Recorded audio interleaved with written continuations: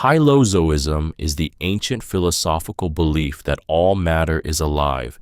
At its core, it suggests that life is not confined to humans, animals, or plants, but instead, every speck of the universe, every stone, flame, or gust of wind possesses its own form of vitality. It blurs the boundary between the living and the non-living, claiming there is no such division. According to Hylozoism, everything pulses with some degree of spirit, sensation, or consciousness, no matter how imperceptible it may seem. Hylozoism. This belief shatters the modern illusion that the universe is cold, mechanical, and dead at its foundation. Hylozoism whispers a deeper, stranger truth that existence itself breathes, listens, and responds. Ancient thinkers like Thales and later Stoics embraced this view not as superstition, but as a radical act of reverence.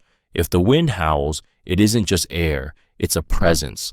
If a river carves a canyon, it isn't just erosion, it's intention. The world ceases to be an object and becomes a companion.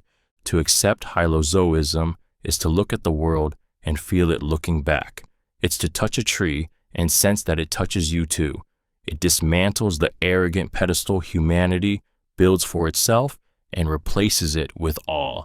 You begin to realize you are never truly alone, not in a forest, not in a thunderstorm, not even in silence.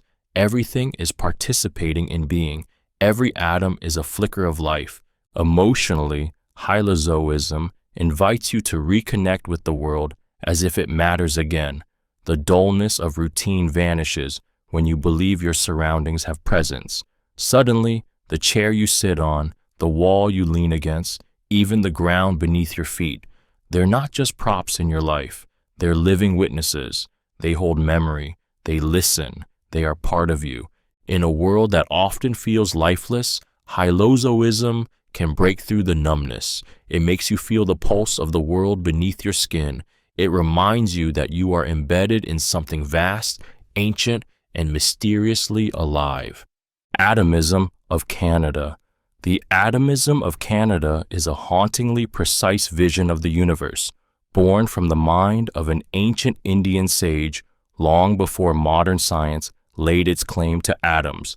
Kanada, founder of the Vaisheshika School of Philosophy, proposed that everything in the cosmos, every star, every thought, every flicker of light or scent on the breeze, is composed of eternal, indivisible particles called Anu. These are not lifeless fragments, but dynamic entities, each carrying within it the spark of motion, combination, and transformation. Kanada didn't see atoms as dead bits of matter. He saw them as the primal rhythm of existence, pulsing with the laws of nature, assembling into complex forms with stunning order and inevitability. He envisioned reality as layered. What we see as solidity is merely the illusion of densely packed, ceaselessly moving atoms. Even the soul, he believed, interacts with this atomic world, shaping and being shaped by it. To embrace Kanada's atomism is to awaken to a universe alive with invisible fire. It's to realize that behind the curtain of appearances, there is constant vibration, that your body, your voice, your grief, and your laughter are momentary arrangements of ancient, eternal units, atoms older than time, swirling in silent choreography. It ignites a reverence for the small, the hidden, the foundational. Emotionally, this philosophy grips you with its humility. You are not the master of matter, you are matter. And yet, in that realization, there is something transcendent. You are part of a cosmic intelligence, where everything that exists is not random chaos, but a delicate fusion of atoms obeying an ancient order. You are a pattern, a pulse, a flicker in a sea of movement.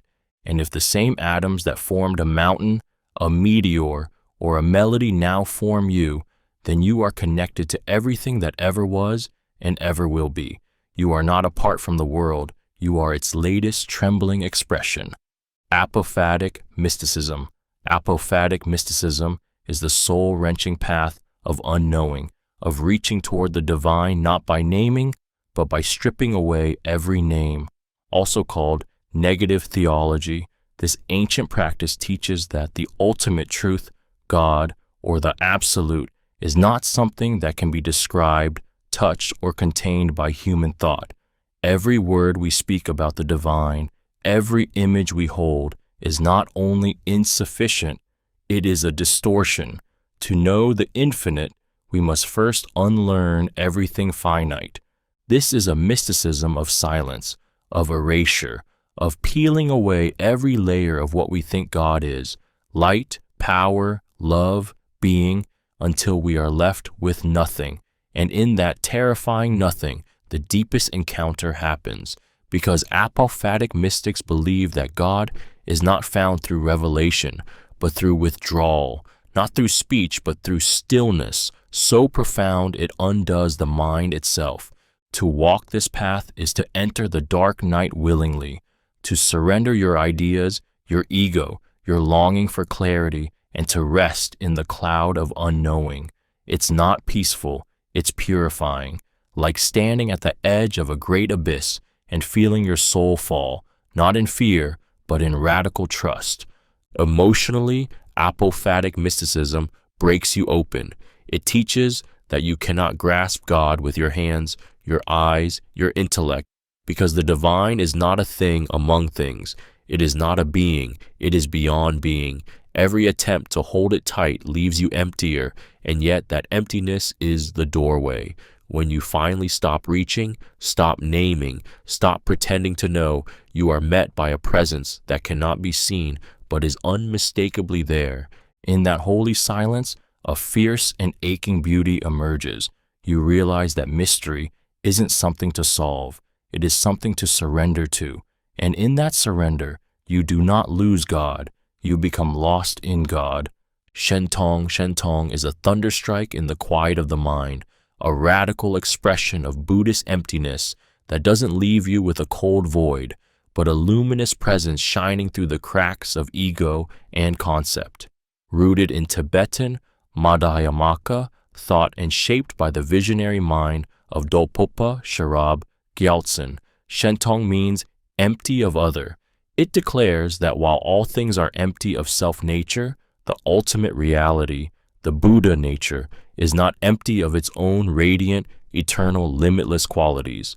Where standard emptiness teachings, Rongtong, dismantle every layer of illusion until nothing remains, Shentong takes you one step further into the fire that remains when the false is burned away.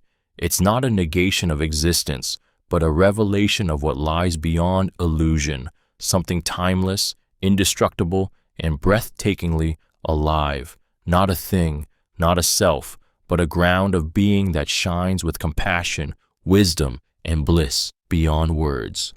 Shentong doesn't ask you to stop at emptiness. It urges you to walk straight through it, through the disintegration of identity, through the terrifying silence where all definitions collapse, and to discover, waiting on the other side, the uncreated, the unborn, the ever-present, the Buddha within you and beyond you, not as a concept but as living truth. Emotionally, this teaching tears the veil between despair and awe. It tells you, yes, let everything fall away, let the world dissolve, let your beliefs crumble, but do not mistake that emptiness for absence. What remains is a luminous, unshakable presence that cannot be tainted, cannot be lost. It has always been there, beneath the noise, beneath the doubt, beneath the aching search. Shentong is not a comfort, it's a revelation. It does not soothe your illusions, it annihilates them, and in their place, it leaves something fiercely whole, a presence too vast to be named, too intimate to be described. You don't understand it, you remember it. Mimamsa is a philosophy of fire hidden in ritual, a fierce, uncompromising commitment to the sacred power of action. Born in ancient India, Mimamsa does not ask what lies beyond life or what the self truly is. It doesn't chase liberation through meditation or renunciation. Instead, it turns its full gaze toward Dharma, the intricate eternal code of right action, and declares that the ritual, when done with precision and devotion, is not symbolic. It is real. It creates. It transforms. To the Mimamsa thinker, the Vedas are not just holy texts. They are timeless vibrations of truth, and every syllable, every act prescribed in them is a force that shapes reality. When you light a sacred fire, it is not for metaphor. It is for motion. When you chant a mantra, it is not for peace. It is for power. The ritual does not point to the divine. It invokes it, makes it real, present, and alive. This is not blind tradition. It is a radical affirmation that the world responds to intention and precision, that our actions, when aligned with cosmic law, ripple into the fabric of existence. It is a philosophy of agency, one that says you don't have to wait for grace. You don't have to retreat to the forest or dissolve into the void. You can do. And in the doing, you shape your world and your soul.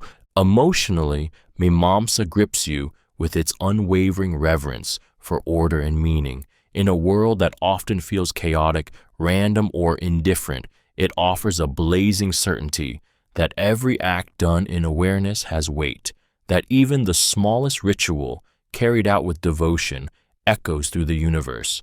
It doesn't promise release from life. It promises mastery of it through discipline, sacred responsibility, and the raw, unshakable belief that truth is found not by escaping the world, but by engaging it with everything you are. Lokayata. Lokayata is the ancient Indian cry of defiance against blind faith, a fierce, unapologetic philosophy rooted in the physical world, in the tangible, the visible, the sensual. Often associated with the Charvaka school, Lokayata rejects metaphysical speculation, denies the afterlife, and scoffs at rituals meant to please invisible gods. It stands in stark contrast to the spiritual mysticism of its time, daring to declare, this world is all there is, and it is enough. It is not nihilism. It is raw, untamed realism. Lokayata looks at the suffering, the pleasure, the hunger and joy of life, and says, this is what matters. It refuses to sacrifice the present for the promise of a shadowy afterlife. There is no soul that survives death, no karma that binds you to cosmic justice. What exists is what you can see, touch, taste, and feel, and that, according to Lokayata, is sacred. Emotionally, this philosophy is both brutal and liberating. It does not offer comforting illusions. It forces you to stare into the abyss without blinking, and then dares you to live anyway. It strips life of divine puppeteers and says, the only meaning is the one you create. The only heaven is in this moment, in the pleasure of laughter, food, love, warmth, rebellion. Lokayata burns away guilt born from superstition. It breaks the chains of fear crafted by priests and scriptures. In its eyes, suffering is not noble. It's something to be avoided. Bliss is not a temptation. It's a goal. It's not the soul you must save, but the body you must cherish. There's something deeply emotional in its rawness. It reminds you that this fleeting life, with all its flaws and impermanence, is real, and that reality is worth more than the most perfect lie. Lokayata doesn't ask for worship. It demands that you wake up. Kalam is the battlefield of the mind, a sacred discipline born from the storm of questions that erupted in the early centuries of Islam. It is not quiet faith. It is not blind obedience. Kalam is theology armed with logic, sharpened with reason, and drenched in the urgency to defend the divine. It emerges from a space where belief is not enough, where the heart demands understanding, and where truth must stand against doubt, heresy, and silence alike. In its essence, Kalam is the effort to speak about God in a way that withstands scrutiny. It's where the mysteries of divine will, human freedom, justice, and eternity are not left in the shadows but pulled into the light of dialectic and debate. The early Mutakalimun, the theologians of Kalam, faced fierce storms, rival philosophies, political divisions, and spiritual unrest. Yet instead of retreating, they confronted it all with intellectual fire, crafting arguments with precision, devotion, and sometimes desperation. Kalam doesn't merely seek to protect faith, it seeks to prove it. It breaks the questions wide open. Is the universe eternal? Can God be just if suffering exists? Do humans have free will, or are we bound by divine decree? Every answer it offers is a tightrope walk, balancing reason and revelation, logic and love, philosophy and prophecy. Emotionally, Kalam electrifies the soul that longs for certainty in a fractured world. It honors the mind as a path to God, not a threat. It tells the believer, you are allowed to ask, you are allowed to wrestle, to doubt, to argue with your heart burning and your mind on fire, because through that struggle, faith becomes not something inherited, but something earned. Kalam is not peace, it is tension, but in that tension, in that storm of ideas clashing in the name of truth, something sacred emerges, a belief that can stand even when the world around it falls. Mazdaism. Mazdaism is a fire born of justice, a cry for the soul of humanity to rise from the ashes of greed, hierarchy, and cruelty. It emerged in the 5th and 6th century CE, ignited by the Persian prophet Mazdak, who looked at a world drowning in inequality and dared to dream of something radical, a society rooted in compassion, shared resources, and balance, not domination. At its core, Mazdaism is a fusion of Zoroastrian spiritualism and social revolution, aimed at purifying not only the soul, but the very structure of civilization. Mazdak taught that the world is torn apart by two primal forces, light and darkness. The human soul, divine and luminous, suffers when material greed, the seed of darkness, consumes the heart. Thus, hoarding wealth, clinging to possessions, exploiting others for gain. These are not just sins, they are acts of spiritual violence. To live righteously, Mazdaism proclaimed, is to embrace equity, to let go of excess, to tear down the walls between rich and poor, elite and oppressed. Emotionally, this philosophy strikes with blazing urgency. It sees injustice not as a flaw in society, but a wound in the soul of humanity. Mazdaism demands that you feel the suffering of others as your own. It calls for radical empathy, not as charity, but as sacred duty. Under this vision, spiritual growth is inseparable from social harmony. One cannot claim to walk in light while others starve in shadow. Mazdak went further than most dared, challenging kings, religious leaders, and aristocrats. He called for the redistribution of wealth, for shared responsibility in relationships, for an end to the cruelty masked as tradition. And he paid the price. He was crushed by the same power structures he tried to unseat. But his fire never went out. Mazdaism leaves a mark, a question that burns beneath the surface of modern life. How can a world be holy if it is built on suffering? And what if salvation lies not in the heavens, but in the justice we create here, now, together? Yinyang School. The Yinyang School is not just a philosophy, it is the heartbeat of the universe rendered in rhythm and shadow, breath and fire. Born in ancient China, it speaks to something deeper than logic, the eternal dance of opposites that shapes everything we are, everything we see. To the thinkers of this school, especially Zhu Yan, the world is not made of fixed things. It is made of forces, forever cycling, forever balancing. Yin and Yang. Yin is the soft, the dark, the yielding, the moon. Yang is the hard, the bright, the driving, the sun.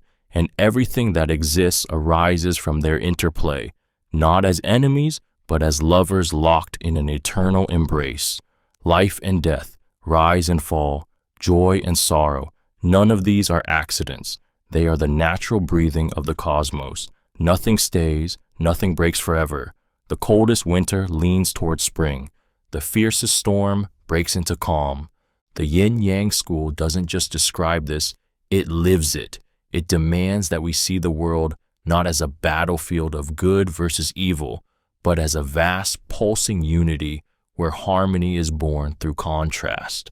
It urges us to look inward and ask, where is my imbalance? Where have I pushed too hard, held too tightly, ignored the flow of change? Emotionally, this philosophy sinks deep into your soul.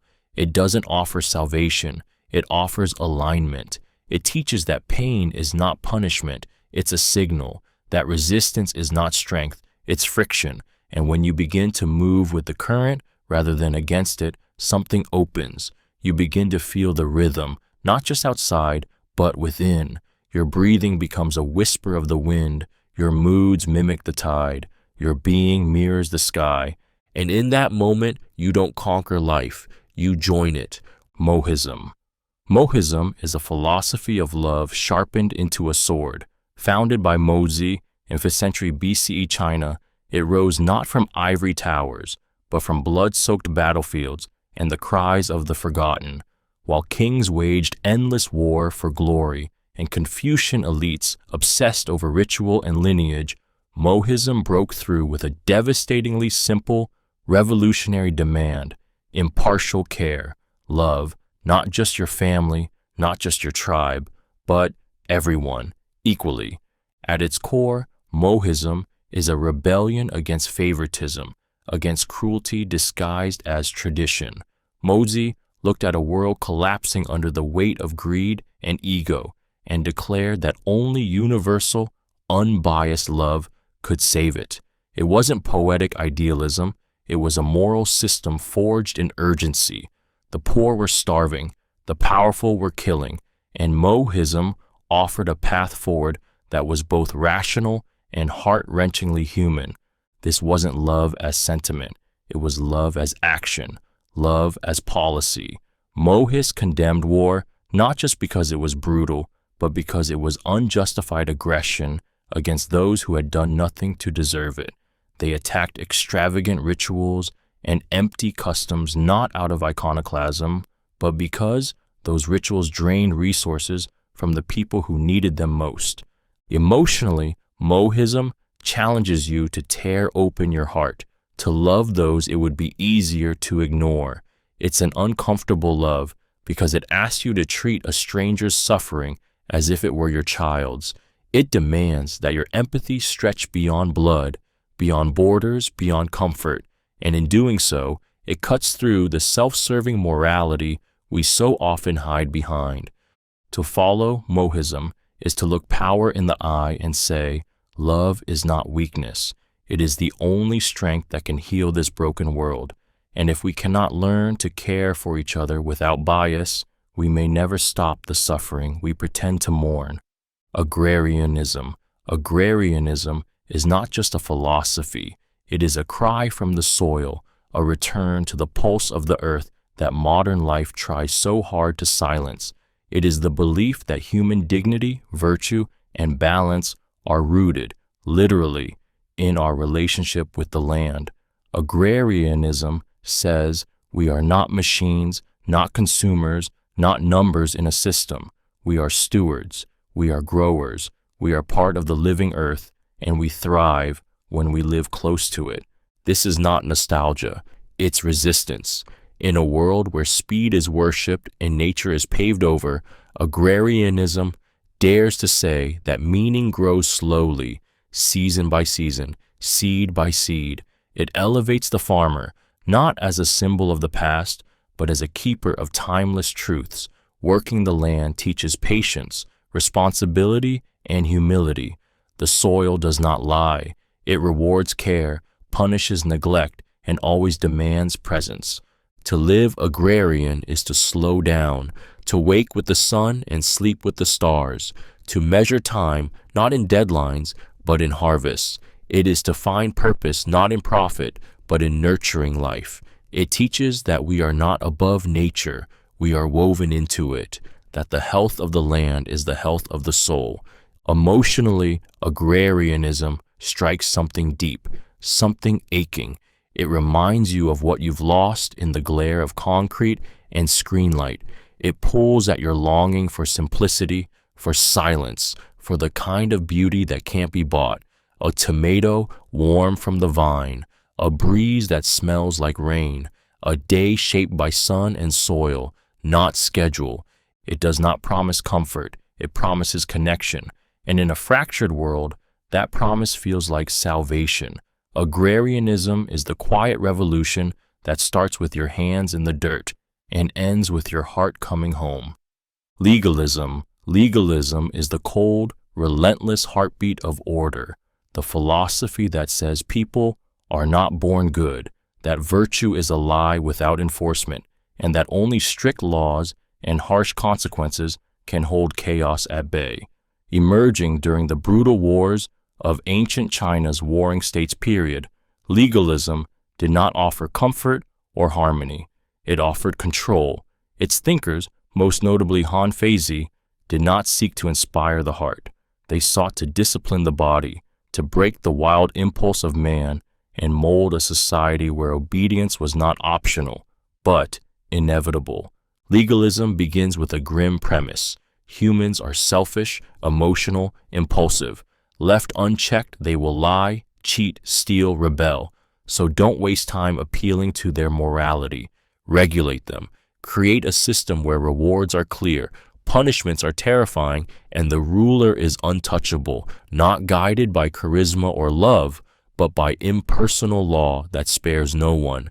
Let fear do what faith cannot. This is not philosophy as enlightenment. It is philosophy as survival. In an age of war and betrayal, legalism wasn't interested in lofty ideals. It wanted results. It believed that kindness without discipline leads to ruin, that leniency invites rebellion, that a ruler who seeks love will find betrayal. Emotionally, legalism does not soothe. It chills. It forces you to confront the darkest view of human nature and dares you to build on it. It strips away illusions of goodness and shows a world that runs not on trust, but on regulation.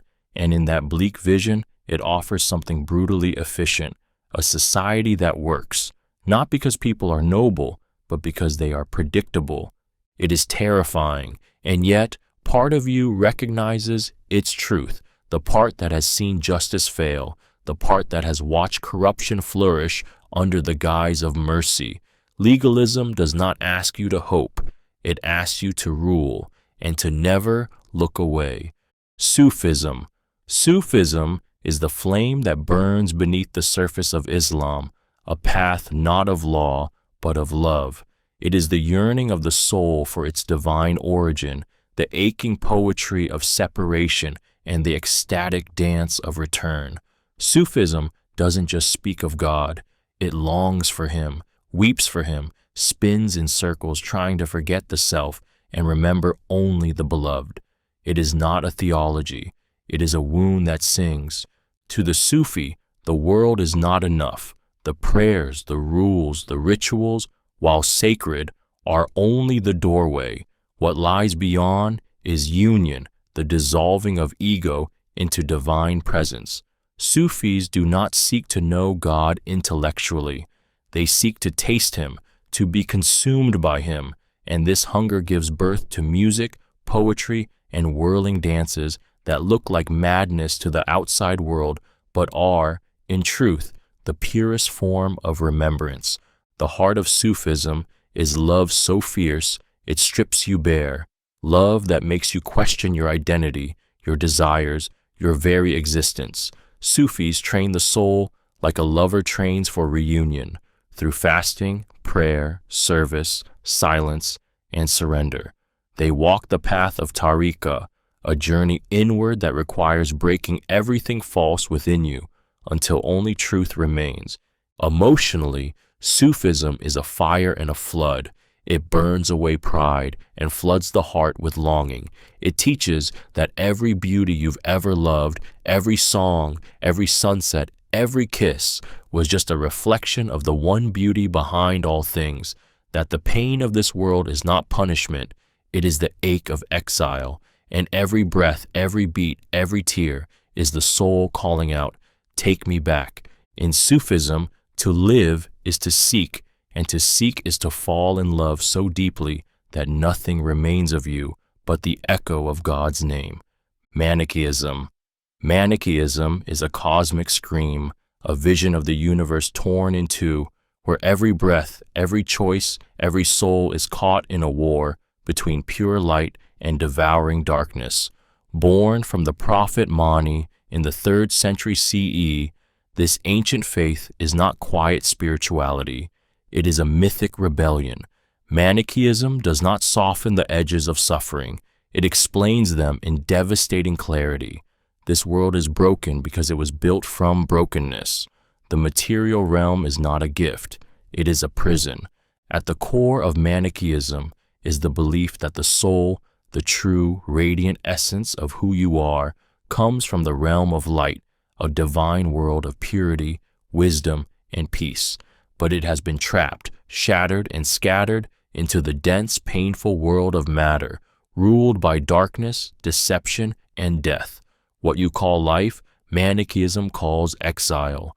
Every moment of joy is haunted, every pleasure is bait, and every act of awareness is a chance to remember who you are, not flesh, not desire, but light buried under shadow. This is not pessimism, it is urgency. The stakes are ultimate. Mani taught that salvation comes through knowledge, restraint, and inner discipline, freeing the light particles within you and sending them back to their divine home. It's a spiritual rescue mission, and you are both the prisoner and the key.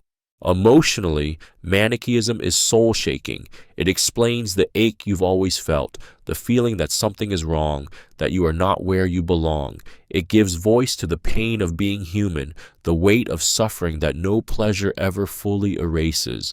And it tells you, you are right to feel it, because your soul remembers the light. In a world that tries to numb you with distraction, Manichaeism whispers a forgotten truth, that your sorrow is sacred, your yearning is real, and your fight to stay awake in a sleeping world is nothing less than divine rebellion. Hermeticism.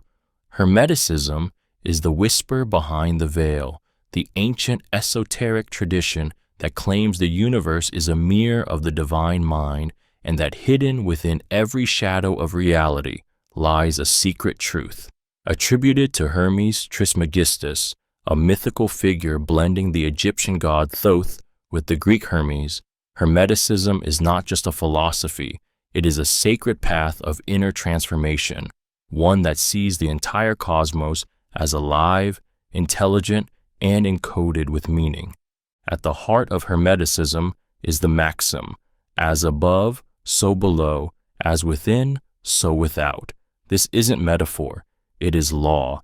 Everything that exists is a reflection of something higher, deeper, more real. The stars are not distant burning spheres, they are symbols. The body is not just flesh, it is a temple. The soul is not bound by fate, it is a spark of divine fire, forgotten but not extinguished. Hermeticism calls to the seeker, the alchemist of spirit who refuses to accept the surface of things. It teaches that through study, contemplation, and inner discipline, the soul can rise, that nature is a book of symbols, that magic is not superstition, but the art of aligning human will with universal order, that God is not distant, but present in all things, especially in you. Emotionally, Hermeticism hits like a riddle whispered in a dream. It doesn't soothe, it awakens. It doesn't offer belief, it demands transformation. It tells you that the divine is not something you worship, it is something you become aware of, layer by layer, lifetime after lifetime. And the journey is not easy. It's a spiral inward, through illusions, through pain, through the burning away of everything false. But at its core is the wild, breathtaking truth. You are not small, you are not powerless. You are made of the same stuff as stars, as angels, as the mind of God. To walk the Hermetic path is to remember what the world tried to make you forget, that you are the mystery you seek. Zoroastrianism. Zoroastrianism is a flame in the darkness. an ancient cry for clarity in a world of shadow. Born from the searing vision of the prophet Zarathustra, or Zoroaster, over 3,000 years ago, this is not a philosophy that whispers. It burns. At its core is a thunderous conviction that existence is a battlefield between two primal forces, Asha, the divine truth, and Druze, the cosmic lie. Every thought, every word, every deed becomes a weapon in this war. Neutrality is an illusion. You are always choosing a side. This isn't morality as convenience. This is morality as cosmic alignment. Asha is more than goodness. It is the living order of the universe, the breath of justice, the path of honesty, harmony, purpose. To follow Asha is to tune yourself to the very rhythm of creation. To betray it, even in secret, is to invite corruption, chaos, and decay into the world and into your soul. Zarathustrianism gives you a terrifying freedom. There is no puppet master God forcing your hand.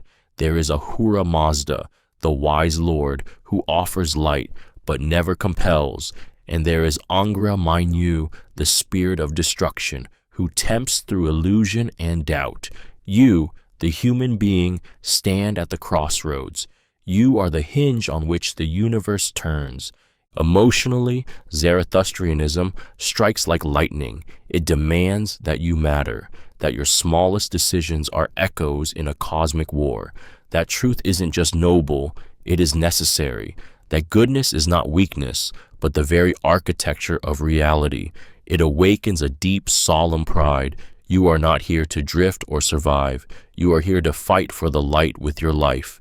And if you've ever felt the weight of conscience, the sting of a lie, the sacred clarity of doing what's right, even when it hurts, that was Asha moving through you.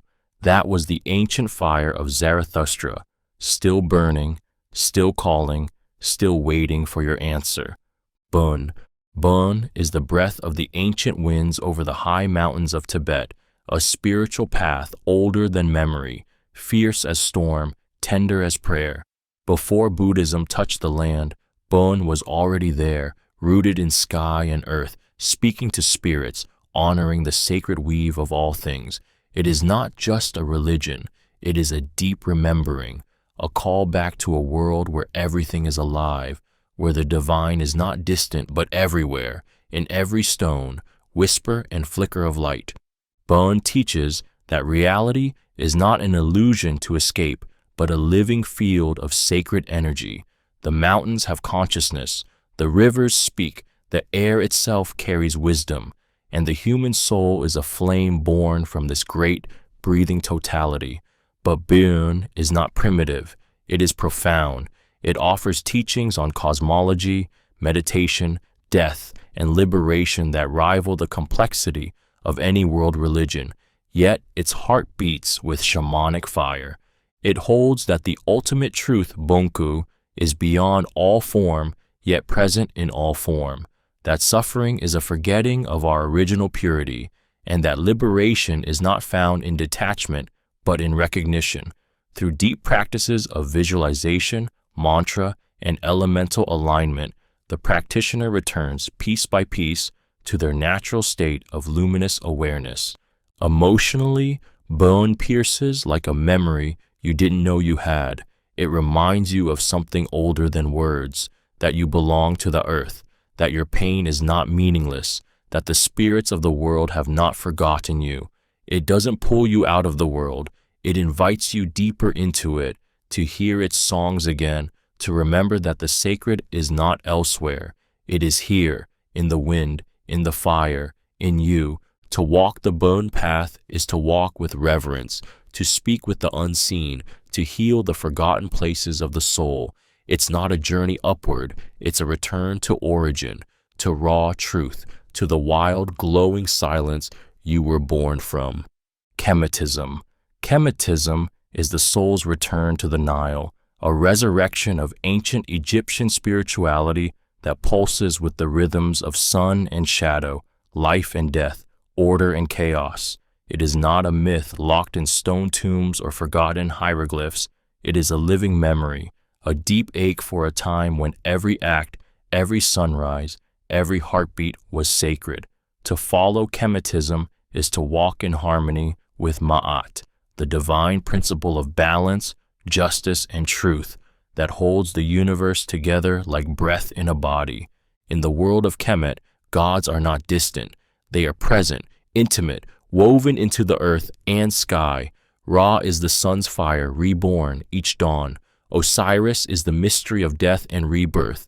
Isis is the love that heals what was broken. These deities are not mere figures of worship.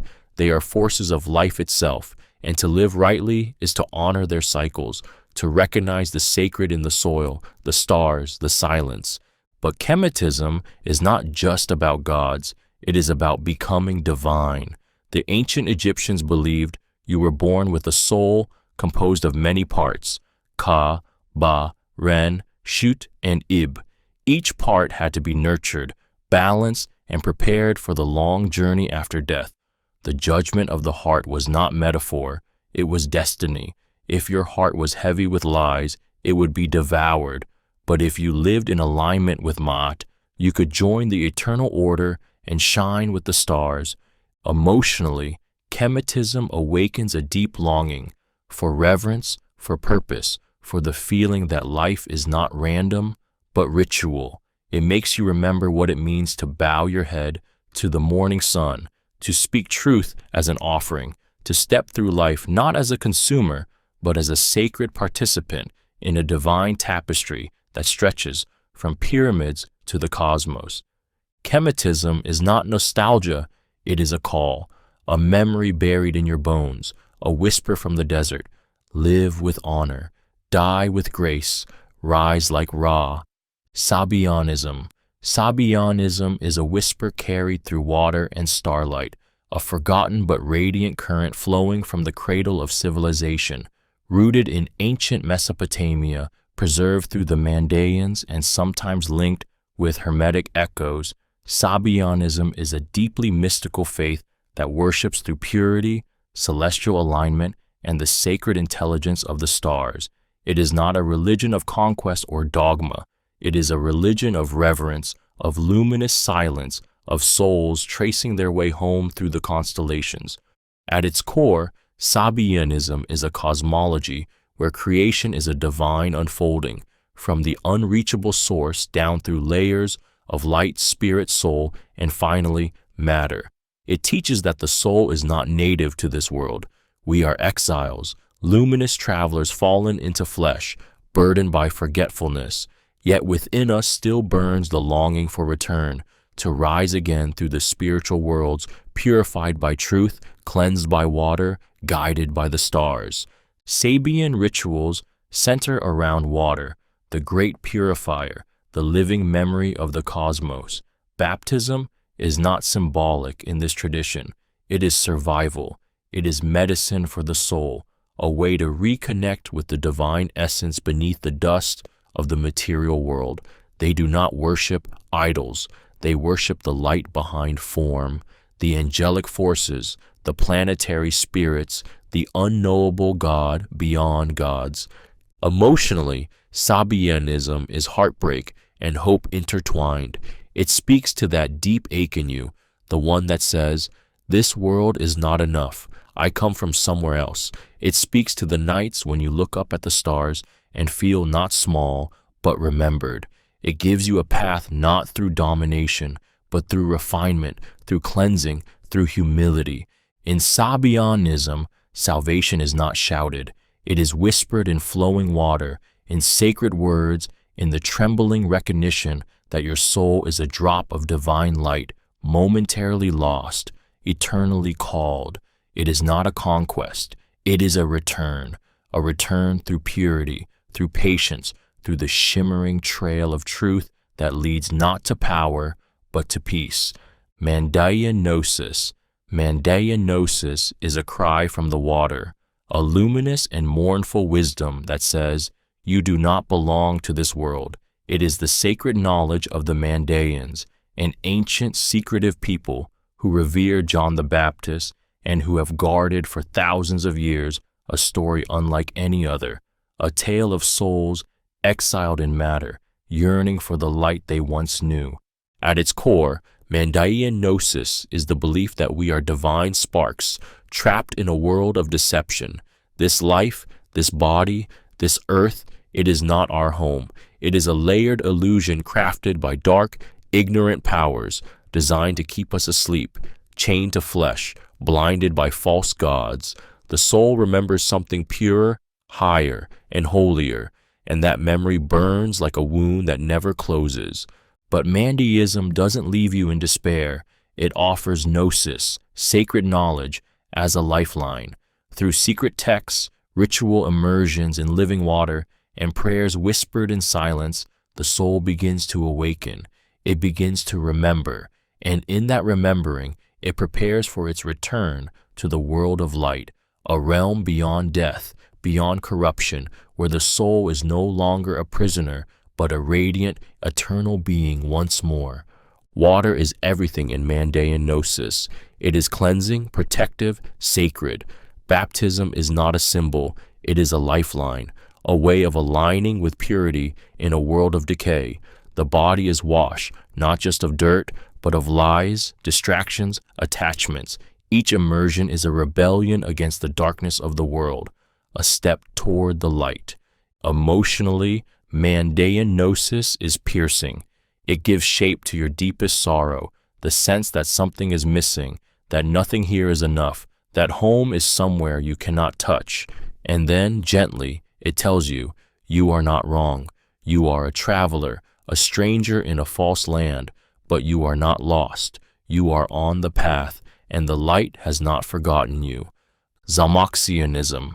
Samkhya-Yoga is the thunderous heartbeat of the forgotten mountains, a primal, soul-deep faith from the ancient Dacians, echoing with fire, mystery, and an unbreakable defiance of death. It is not a philosophy of abstract gods or distant heavens. It is a warrior spirituality carved from the earth and sky, rooted in the unshakable belief that the soul is eternal and that death is not the end, but a crossing, a return to Zalmoxis. Zalmoxis, the central figure of this faith, was not just a god, but a teacher, healer, and liberator of souls. The Dacians believed he had transcended mortality and now waited beyond the veil, not to judge, but to receive. They did not fear death. They prepared for it like one prepares for a journey home. Life was a test of courage, virtue, and spiritual clarity, but death was not defeat. It was the doorway to truth. Zalmoxianism offered its people a fierce comfort in a brutal world, the knowledge that beyond suffering, beyond empire, beyond flesh, their essence would rise. Warriors smiled at the blade, knowing their spirit would speak again. The divine was not unreachable. It pulsed in the land, in the storms, in the hidden fire behind their eyes. Emotionally, Zalmoxianism roars through the bones. It doesn't soothe, it strengthens. It tells you that you are more than flesh, that your suffering is not meaningless, that there is power, not weakness, in surrendering to something greater. It speaks to the part of you that longs to remember, to strip away the noise of modern life and feel something raw, ancient, and indestructible moving within you. To walk the Zalmoxian path is to reclaim your place in the order of things, not as a passive observer, but as a soul forged in fire, destined to rise. In its silence, it shouts, "You do not die, you return." Essenism is a whisper carved in stone and silence, a life stripped of vanity, violence, and noise, lived in utter devotion to purity, discipline, and divine truth. Hidden in the caves of Qumran, in the arid heat of the Judean desert, the Essenes turned their backs on the chaos of the world and built a sanctuary of sacred order. They were not rebels with swords or priests with robes. They were seekers who believed that holiness demanded everything. To follow Essenism is to step out of the world, not to escape it, but to heal what it had defiled. The Essenes saw the temple in Jerusalem as corrupt, the cities as poisoned by greed and pride, and daily life as dangerously loud, so they withdrew into simplicity, into silence, into ritual. They woke with the sun, bathed in cold water, studied ancient scrolls by lamplight, and spoke little because every word was a choice, every act a sacrifice.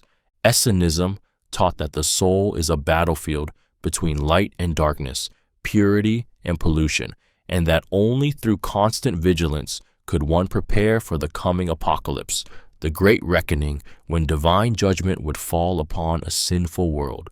They believed that by living in strict alignment with God's law, by rejecting wealth, lust, pride, and impurity, they could become vessels of divine purpose.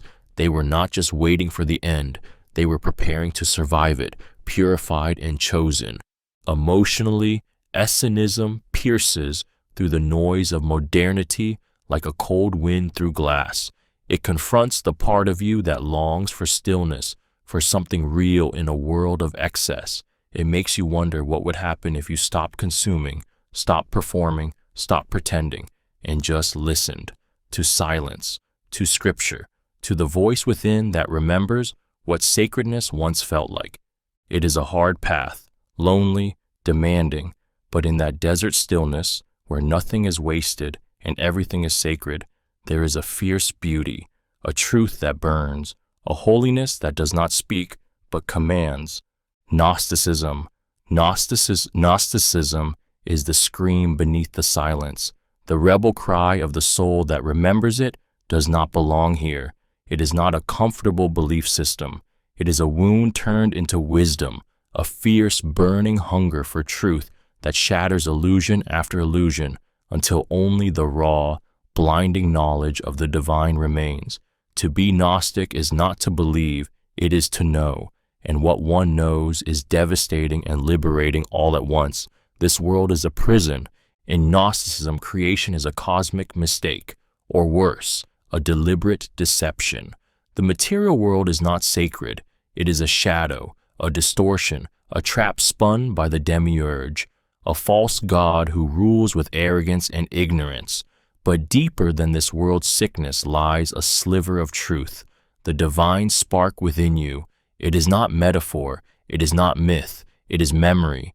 You are not from here, you are light-wearing flesh, and every pain you felt, every dream that screamed, "There must be more," was your soul remembering where it came from. Gnosis, the secret knowledge, is not learned, it's recognized. It doesn't make you more comfortable, it makes you awake. It rips away the veil and leaves you staring at the machinery behind reality, beautiful, terrifying, artificial, and then it whispers, there is a way out, through inner revelation, through radical self-awareness, through stripping away the false self and returning to the source beyond the stars. Emotionally, Gnosticism is spiritual defiance. It is heartbreak weaponized into clarity. It speaks to the exile in you, the part that walks through life feeling like a stranger in a world of lies. It doesn't offer easy salvation. It demands that you descend into yourself, face the void, and claim the divine fire buried beneath the dust. In a world drunk on comfort and illusion, Gnosticism is a mirror that breaks you, and in the shards, you finally see the truth. You were never meant to belong here. You were meant to escape. Yazidism is a sacred flame that refuses to go out, a faith born in the rugged mountains of Mesopotamia, whispered across centuries through persecution, silence, and awe. It is not a religion of conquest or books or prophets crying to the crowds. It is an ancestral memory, kept alive in secret songs and sacred places, guarded like fire in the cupped hands of a people who would rather die than forget. At its heart stands Tawusi Melek, the peacock angel, a radiant, powerful being created by God, entrusted with guiding and testing the world, not a fallen figure, not an adversary, but the loyal guardian of the earth. Yazidism does not fear this being. It reveres him. He is pride, yes, but not arrogance. He is power, yes, but rooted in obedience, in the sacred refusal to bow to anything but the One. This reimagining of what others have called evil is not just defiant, it is revolutionary.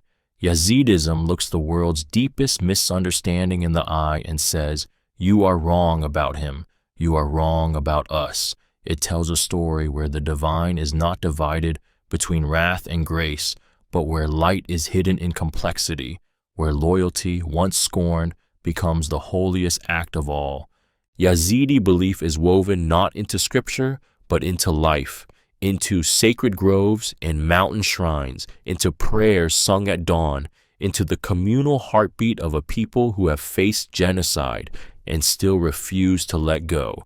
Reincarnation, cosmic justice, purity, and strict boundaries between sacred and profane all are held with quiet intensity, not to convert the world, but to remain true in it. Emotionally, Yazidism is a deep ache and a proud cry. It carries the weight of exile and the fire of survival.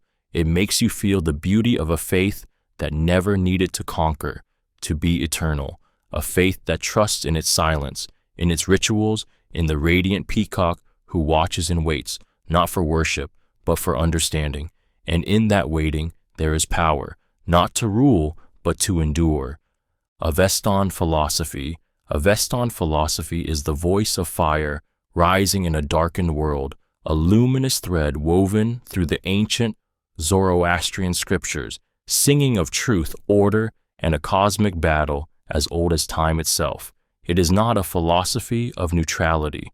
It is a call to arms for the soul, a sacred duty to choose, to act, to align with Asha, the radiant principle of truth, harmony, and divine order, in defiance of the chaos and deceit of Druze. At its core, Avestan thought, drawn from the Avesta and the teachings of Zarathustra, proclaims a moral universe, not one of blind fate or indifferent gods, but of conscious choice. Every soul stands at the center of a great struggle between light and darkness. This war is not waged with swords, but with thoughts, words, and deeds. You are not a bystander, you are the battlefield. Ahura Mazda, the wise Lord, is the source of all that is good, just, and eternal. But he does not force allegiance. He waits, he trusts. And every time you choose honesty over deceit, compassion over cruelty, courage over fear, you push the world closer to its destined restoration. In this worldview, ethics are not mere rules, they are cosmic tools. Righteousness is a creative force. Lies are a poison that distorts reality itself. Emotionally, Avestan philosophy ignites the will. It speaks to the part of you that wants to matter. It doesn't lull you into acceptance. It awakens you with responsibility. It tells you that your smallest action echoes in the eternal war between light and shadow, that you are not powerless, you are a flame. This is not a path of retreat. It is a fierce stepping forward. The world is broken, yes, but not beyond repair. Through choice, through devotion, through the quiet heroism of living rightly, you become a weapon of light. Avestan philosophy doesn't promise comfort. It promises meaning. And in that promise, something ancient and holy stirs, the fire you were born to carry. Orphism. Orphism is a song remembered in sorrow, a haunting thread of mystery, music, and memory that winds through the heart of ancient Greece like a lament for a world once divine. Born from the mythic figure of Orpheus, the poet who sang to gods and descended into the underworld for love, Orphism is not a religion of temples or sacrifice. It is a secret path, a sacred yearning, a whisper that life is a prison and the soul wants to go home. In Orphism, the body is not the self, it is a shroud. The soul is immortal, fallen from the divine, wrapped in flesh through some ancient cosmic error. We are not humans trying to be holy, we are gods who forgot who we are. And every life we live, every death we suffer, is part of a painful cycle of reincarnation until at last, through purity, ritual, and inner awakening, we can return to the light from which we came. The myth of Dionysus is at its core, of a god dismembered by the Titans, whose divine sparks scattered across the world. From this scattering, we are born, part divine, part monstrous. This is not a metaphor, It is the truth of your being. You carry within you both the destroyer and the divine child, and Orphism teaches that through sacred rites, music, vegetarianism, and ascetic living, you can nurture the light and burn away the shadow. Emotionally, Orphism wraps around the soul like a grief you can't name, a memory of a place more real than this world, a longing for a purity you only glimpse in dreams and music. It tells you that your suffering is not meaningless, that your yearning is not madness. It is remembering. To live as an Orphic is to listen, to the silence beneath the noise, to the song beneath the world. It is to walk through life not as a tourist, but as a pilgrim, haunted by the knowledge that nothing here will ever be enough, until you become what you were always meant to be, a soul reunited with its source. Samkhya is the raw, radical clarity of consciousness staring through the veil, an ancient Indian philosophy that doesn't beg for faith or rely on gods, but dares to map reality itself with surgical precision. It is a path of piercing discernment, a metaphysical scalpel that cuts through illusion to expose the two eternal truths at the root of existence, Purusa, pure, witnessing consciousness, and Prakriti, the restless, creative force of nature. According to Samkhya, everything you experience, your thoughts, your emotions, your body, your dreams, is not you. It is Prakriti. It is movement, change, transformation. It is the dance of the gunas, sattva, rajas, and tamas, spinning all form and phenomena into being. But you, the real you, are none of it. You are Purusa, still, silent, untouched. You do not act, you do not age, you do not break. You witness. That's all, and that's everything. This is not a comforting truth. It is a shattering one. Samkhya does not coddle the ego. It dissolves it. You are not your story, not your suffering, not even your triumph. You are awareness itself, trapped in identification with what is not you. And liberation, it doesn't come through worship. It comes through discrimination, the razor-sharp insight that severs the bind between consciousness and nature. Emotionally, Samkhya is an earthquake. It breaks everything you think you are, and in the silence that follows, something infinite looks out from your eyes. It is terrifying.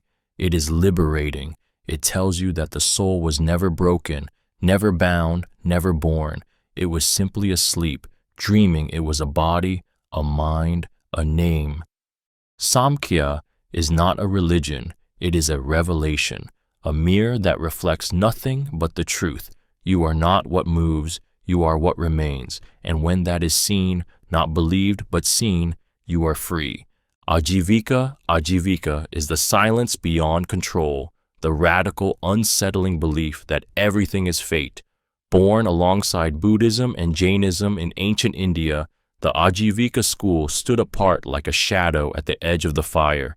Where others spoke of karma, effort, and liberation through choice, the Ajivikas declared something terrifyingly absolute.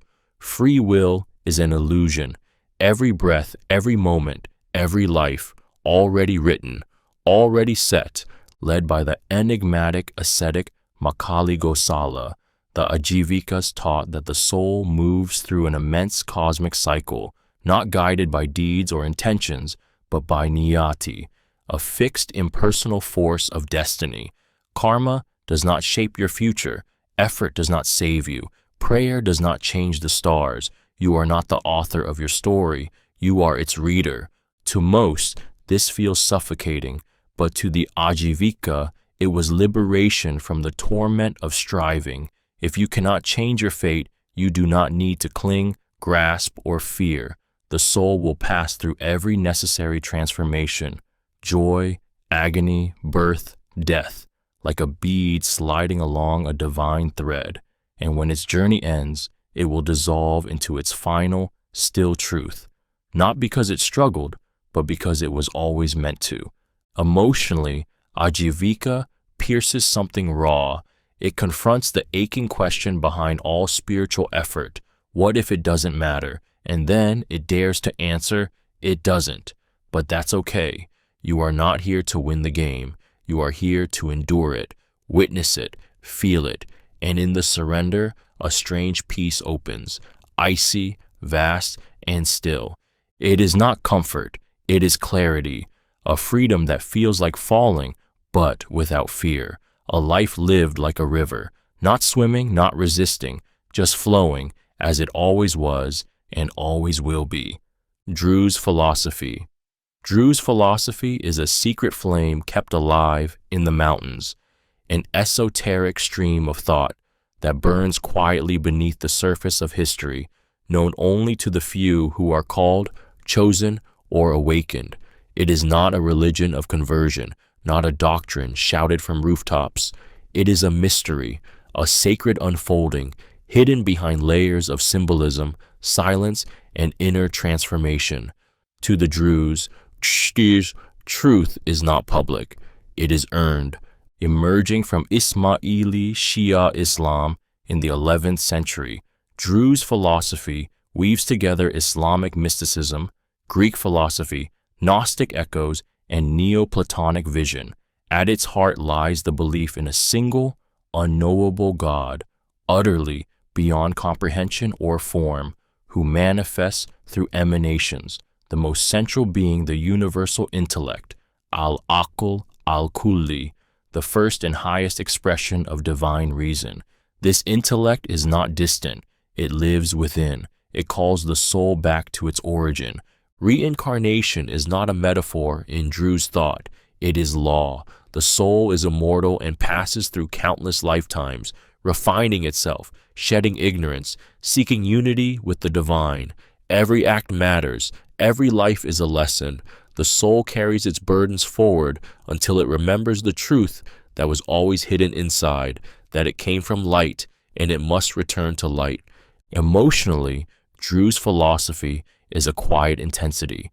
It speaks not to the masses, but to the seeker who feels this world is not their first, who senses that beneath the surface of reality there are ancient meanings waiting to be decoded.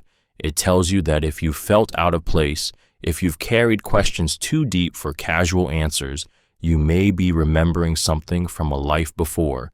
It does not offer immediate clarity. It offers initiation, inner purification, a journey across lifetimes. And at the center of it all is not power or salvation, but wisdom, the kind that burns slowly, silently, until one day it sets the whole soul on fire, not with noise, but with knowing. Pythagoreanism. Pythagoreanism is not just about triangles and numbers. It is a sacred vision of the cosmos where mathematics becomes music and the soul finds its home in harmony. Born from the mind of Pythagoras, the philosopher-mystic of ancient Greece, this school was not a math club. It was a way of life, a spiritual brotherhood, a revelation that the universe is not chaos, but perfect order, measurable, eternal, divine. Pythagoreanism teaches that numbers are not symbols, they are realities. They are the building blocks of all existence. Every star in the sky, every beat of the heart, every echo in a canyon moves according to number. The cosmos is not silent, it sings. The music of the spheres, Pythagoreans believed, is the harmony produced by the movement of celestial bodies, inaudible to us but felt by the soul. And the soul, according to Pythagoreanism, is not tied to one life. It is immortal, transmigrating from one body to another, carrying with it the imprints of every action, every thought, every disharmony.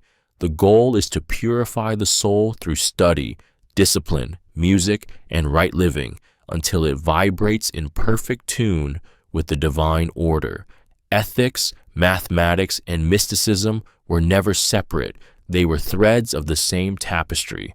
Emotionally, Pythagoreanism awakens something deep and ancient, a longing not just for meaning, but for order, for a truth that is not vague or shifting, but precise, eternal, and beautiful. It speaks to the part of you that stares at the stars and feels the pull of something greater, something measured, something right. It tells you the universe is not a mistake. It is a masterpiece. To follow the Pythagorean path is not to solve equations.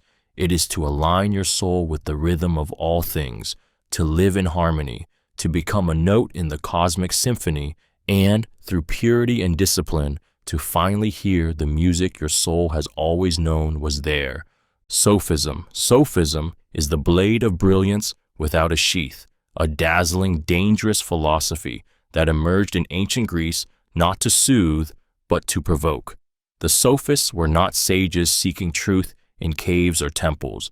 They were rhetoricians, travelers, intellectual mercenaries who sold wisdom like fire, beautiful, useful, and potentially devastating.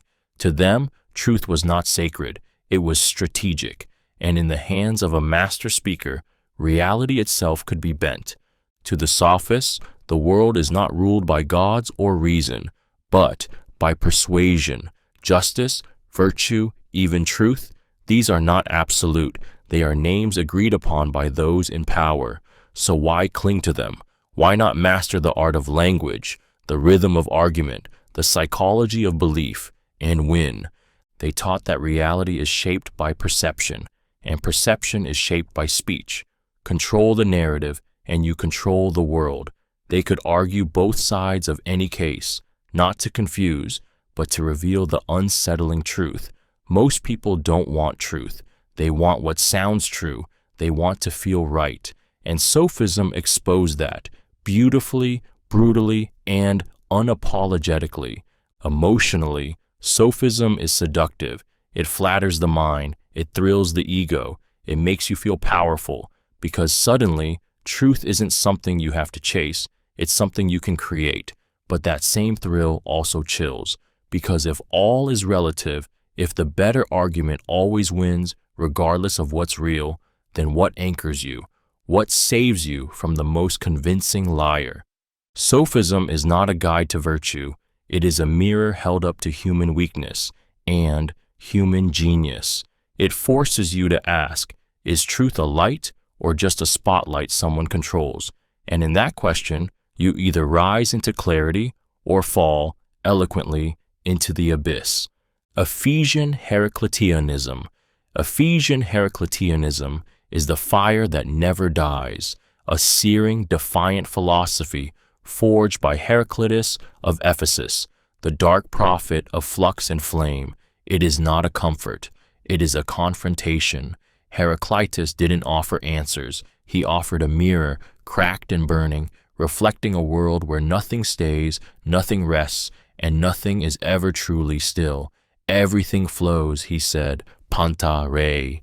And with that, he set the ancient world ablaze. This school of thought teaches that reality is not solid, it is becoming.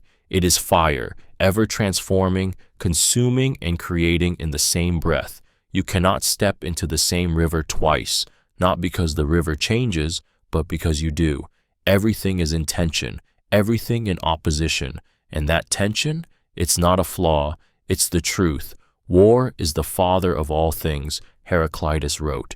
Not violence, but the friction that births form, the conflict that reveals essence.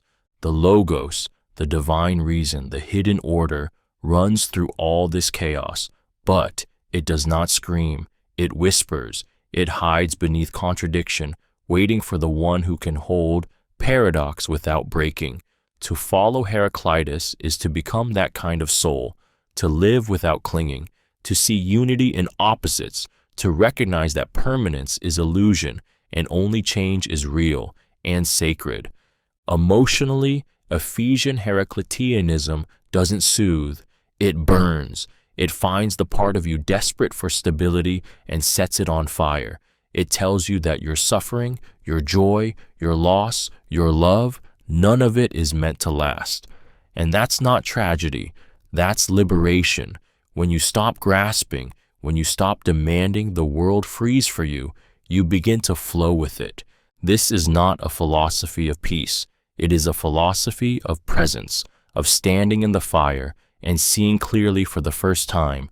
To be Heraclitean is to let go of the illusion that anything can be held, and in that letting go, to finally touch the eternal rhythm that never stops, never settles, and never lies. Chaldean Oracles.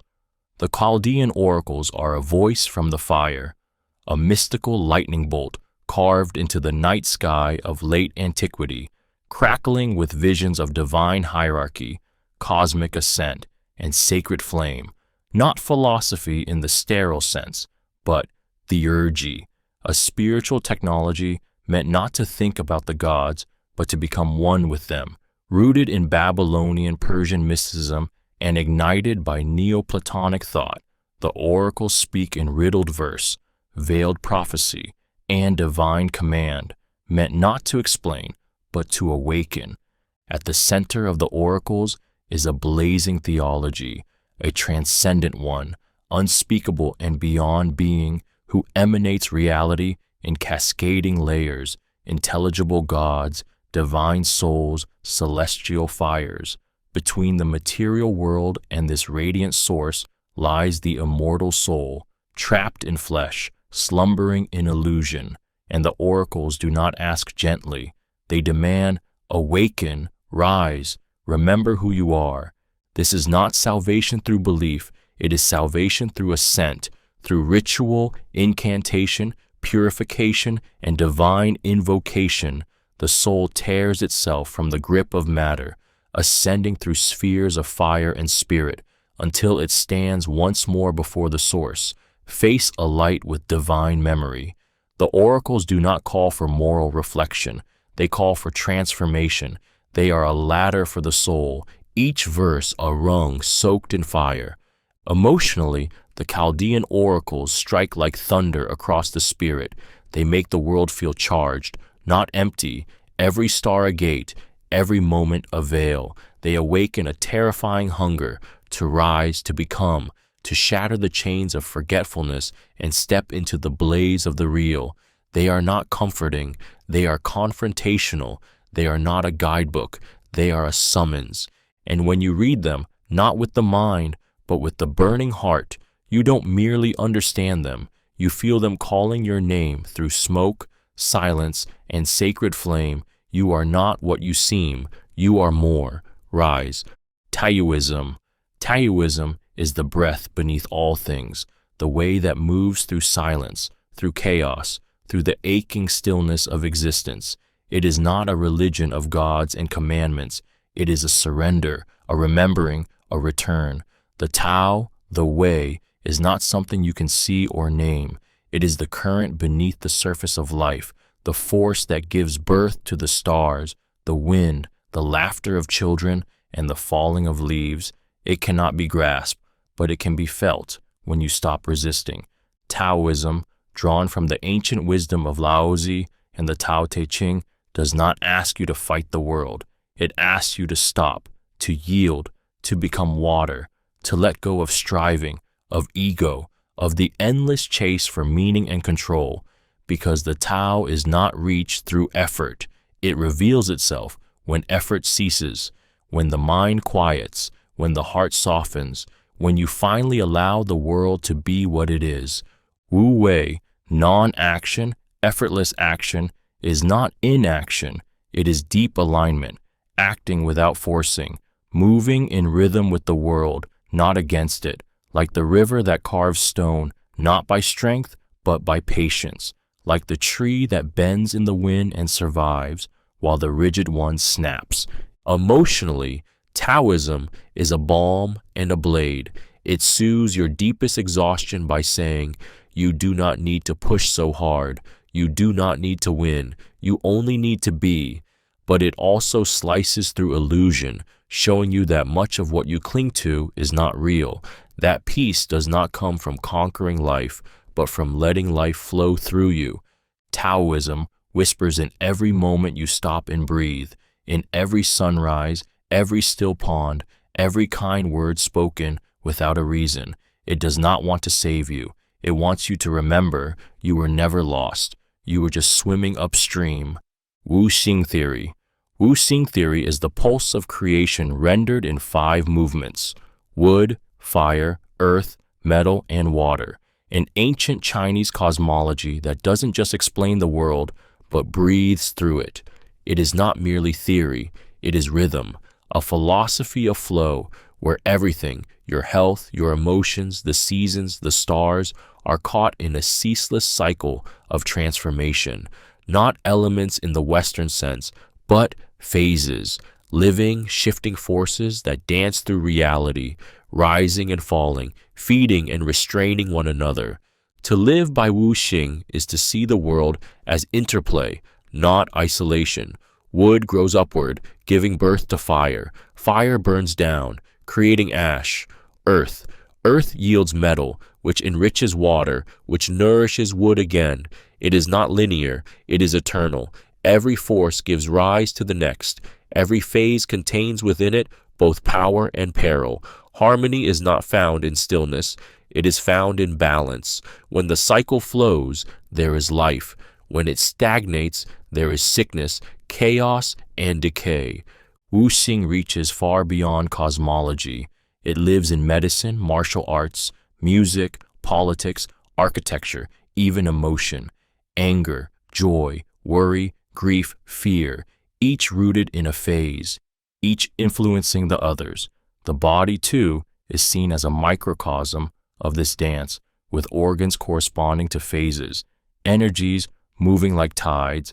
A blocked cycle brings illness, a flowing one brings health, clarity, strength. Emotionally, Xing Theory is transformative. It offers a way to see through confusion, not by resisting change, but by understanding it. It tells you that nothing stays forever, not sorrow, not joy, that your anger is not a flaw, it is a movement, that fear is not weakness, it is water that can become strength when guided well. And when you begin to feel the world not as a static structure, but as a breathing pattern of rise and fall, you stop clinging, you stop fearing the dark, you begin to trust the turning. Wuxing doesn't give you control, it gives you harmony, and in that harmony, you begin to live, not just in the world, but with it. Neoplatonism. Neoplatonism is the soul's aching ascent, a philosophy of radiant longing, born in the twilight of the ancient world, reaching for the ineffable source behind all existence.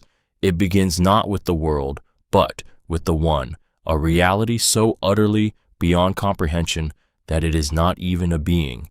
It is beyond being, pure unity, absolute simplicity, the source of all light, all thought, all soul. It does not think, it overflows.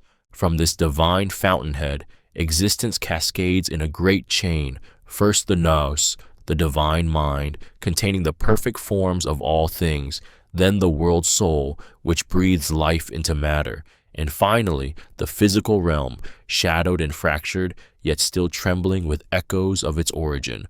The further from the One, the more fragmented we become, but the soul remembers. Neoplatonism, drawn through the ecstatic writings of Plotinus, is not abstract metaphysics. It is a cry from the depths of the spirit. It tells you that you are not whole because you have forgotten where you come from. Your pain, your restlessness, your hunger for beauty and meaning, they are signs. They are calls. The soul was not made to live in pieces. It was made to return. And the way back is through contemplation, through purification, through beauty and intellect, refined into silence. Not silence as emptiness, but as fullness too vast for words. The soul rises by shedding, by remembering, by letting go of what is less real to embrace what is more. Emotionally, Neoplatonism pierces with its purity. It does not flatter the ego, it dissolves it. It does not promise the world, it offers transcendence. It speaks to the highest part of you, the part that dreams of union, not pleasure, of clarity, not chaos. It says, you are not broken, you are far from home, and when you touch even a glimmer of the One, through love, through truth, through beauty, so overwhelming it silences you, you don't just believe, you know you have always belonged to something greater, and now, finally, you are remembering the way back. Digenism is the doctrine of divine dual origins, a mystical ancient belief that human nature is born from two opposing, sacred sources.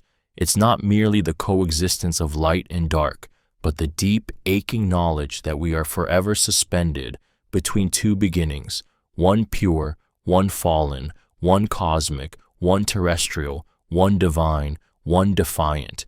Degenism doesn't whisper comfort.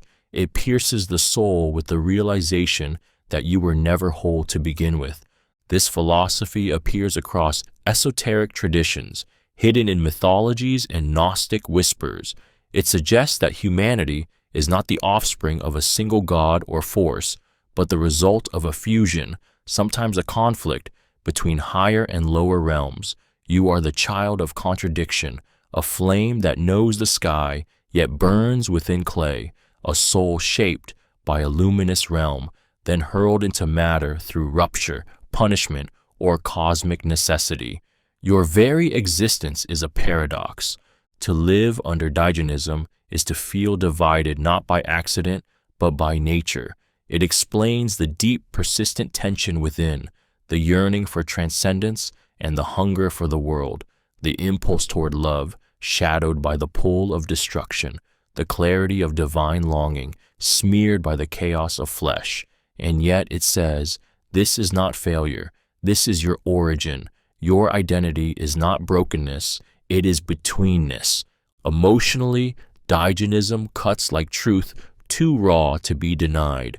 It validates the conflict within you, not as flaw, but as birthright. It tells you that the war you feel in your heart is ancient, sacred, and divine. That you are a battleground, yes, but also a bridge. The joining point of sky and soil. You do not belong to one world, you belong to both.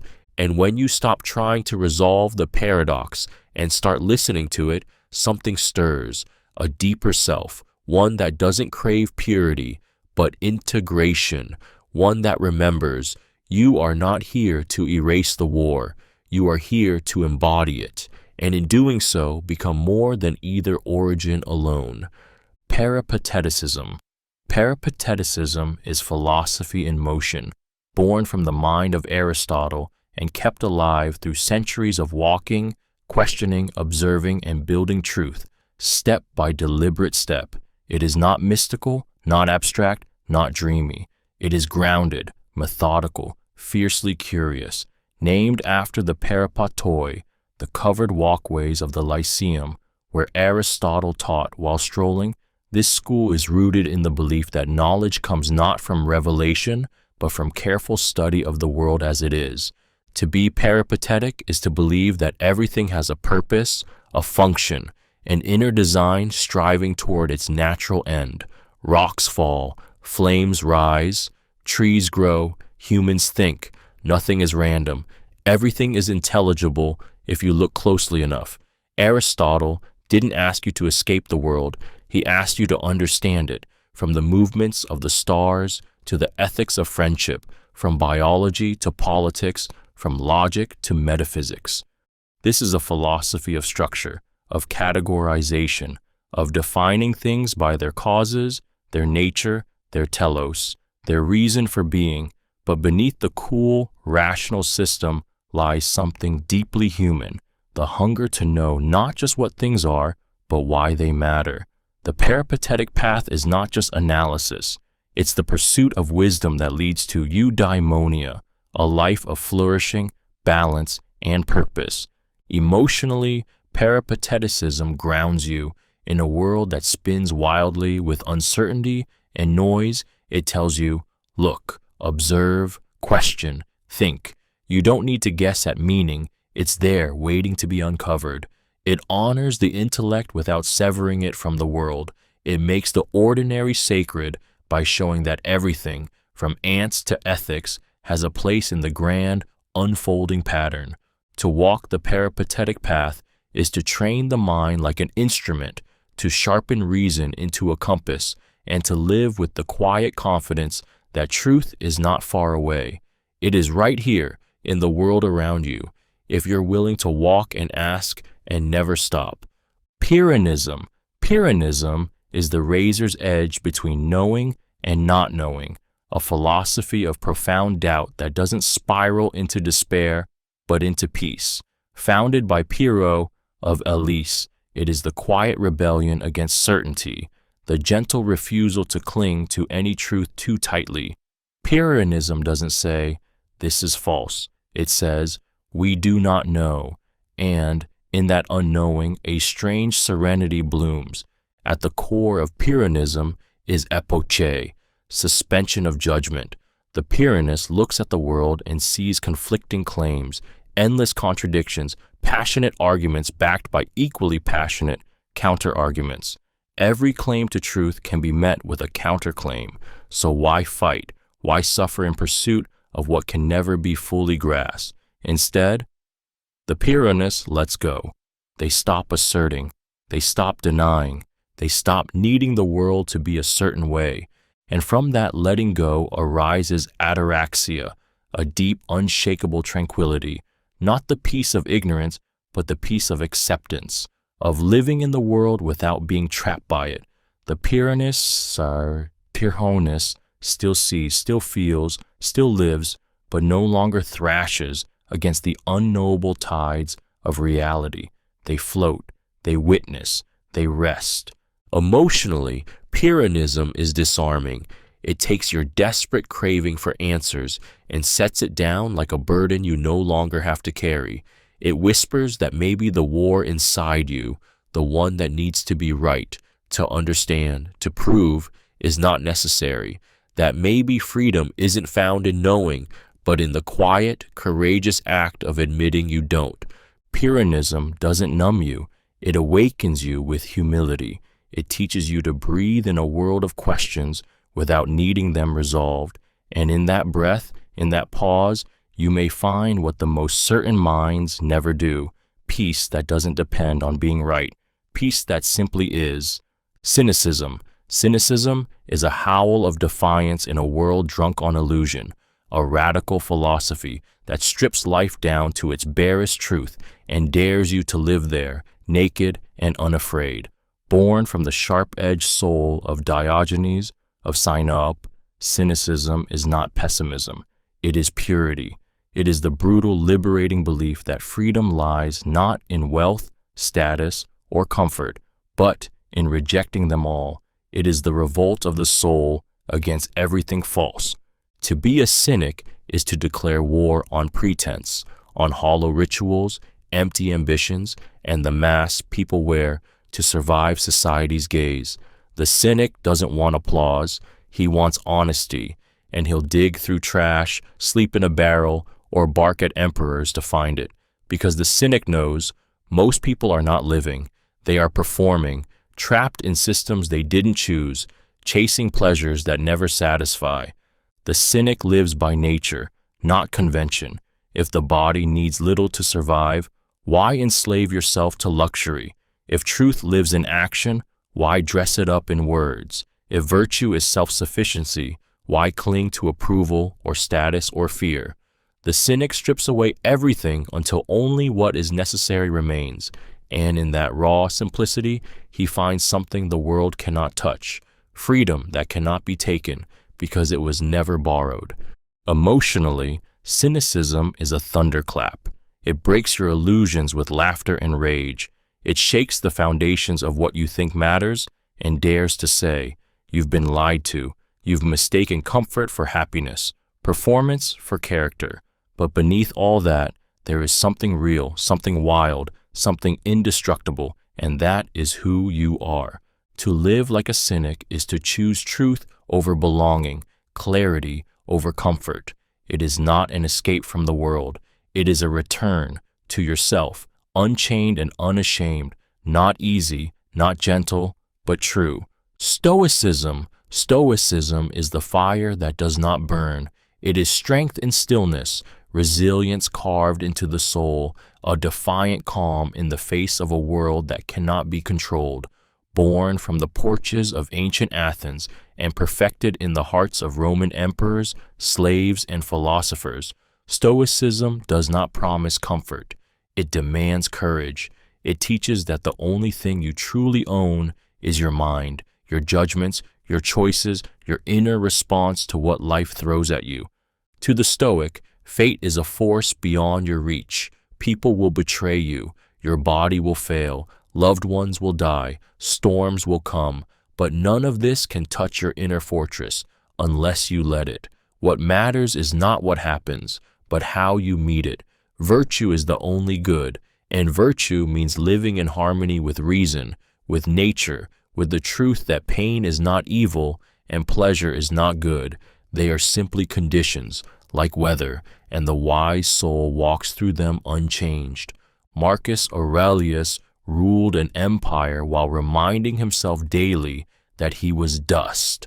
Epictetus was born a slave and found more freedom than most kings. Seneca wrote letters to friends while facing death. They did not preach coldness. They preached mastery, emotional alchemy, turning fear into resolve, turning sorrow into clarity, turning anger into stillness. Emotionally, Stoicism is a blade, but not one that wounds. It cuts away illusion. It tells you you cannot control what happens, but you can always control how you live. That insight, once truly felt, is shattering and liberating. It breaks your chains and hands you the key, self-command. Stoicism does not numb you. It steels you. It allows you to love deeply without clinging, to lose everything without being broken, to walk through fire with your head held high, not because the fire is gone, but because you are no longer afraid of burning. Epicureanism.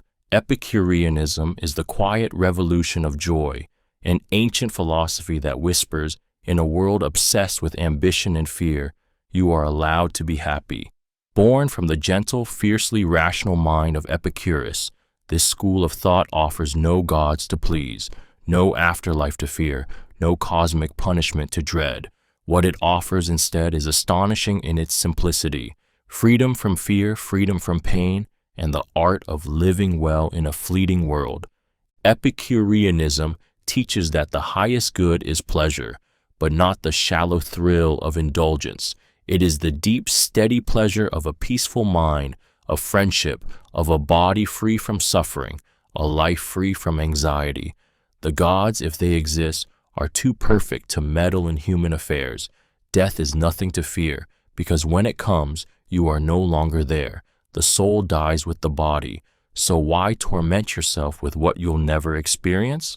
Pleasure, in the Epicurean sense, comes through restraint, not excess, through clarity, not confusion, through a life lived with awareness, simplicity, and connection. Epicurus created a garden, not a temple, for his followers, a space to talk, to laugh, to think freely. No hierarchy, no punishment, just the ongoing experiment of how to live without suffering more than we must. Emotionally, Epicureanism is a release. It tells you that you don't need to win. You don't need to suffer to be worthy. You don't need to conquer death or prove your value to the world. You need stillness. You need friendship. You need enough. And to recognize when you have it.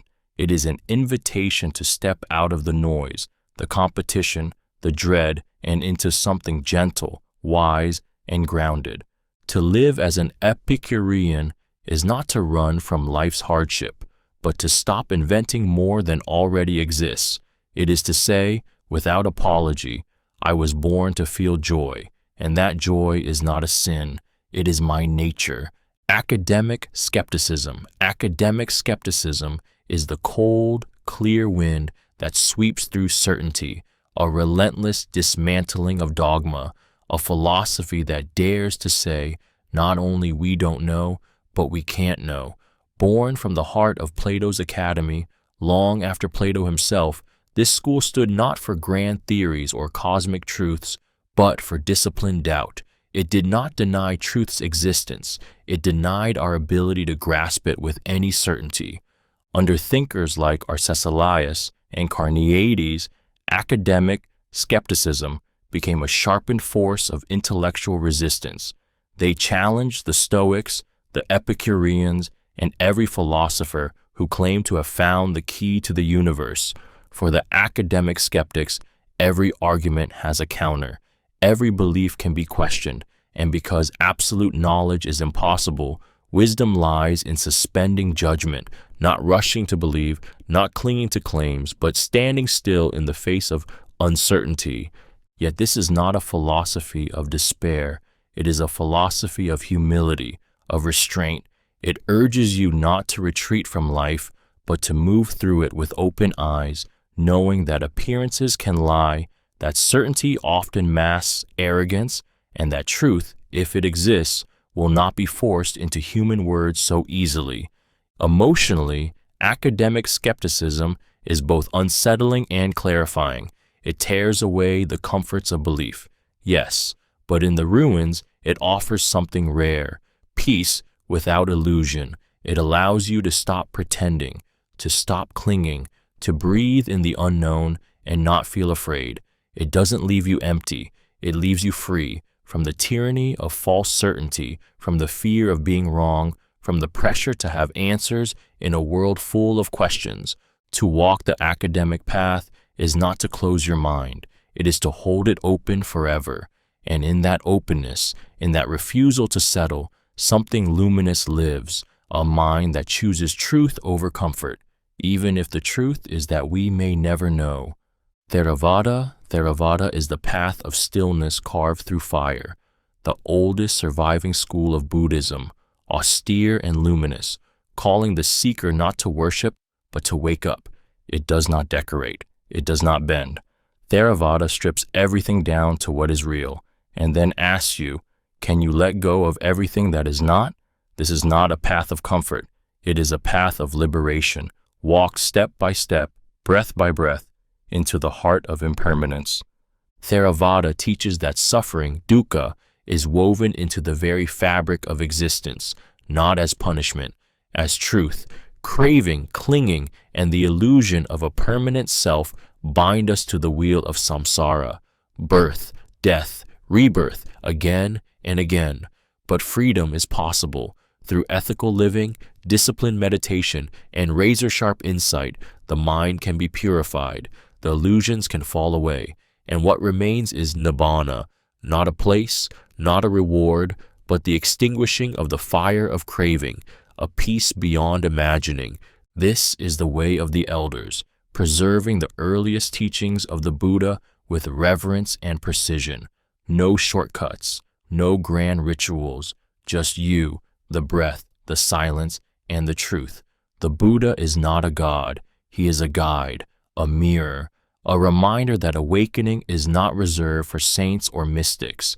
It is open to anyone willing to see clearly and let go completely. Emotionally, Theravada pierces with calm intensity. It does not offer comfort in suffering. It offers an escape from its root.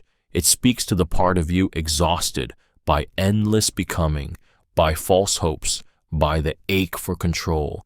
It doesn't ask you to believe. It asks you to look, to sit still, to observe the rise and fall of all things until the mind no longer grasps, and in that release finds unshakable freedom.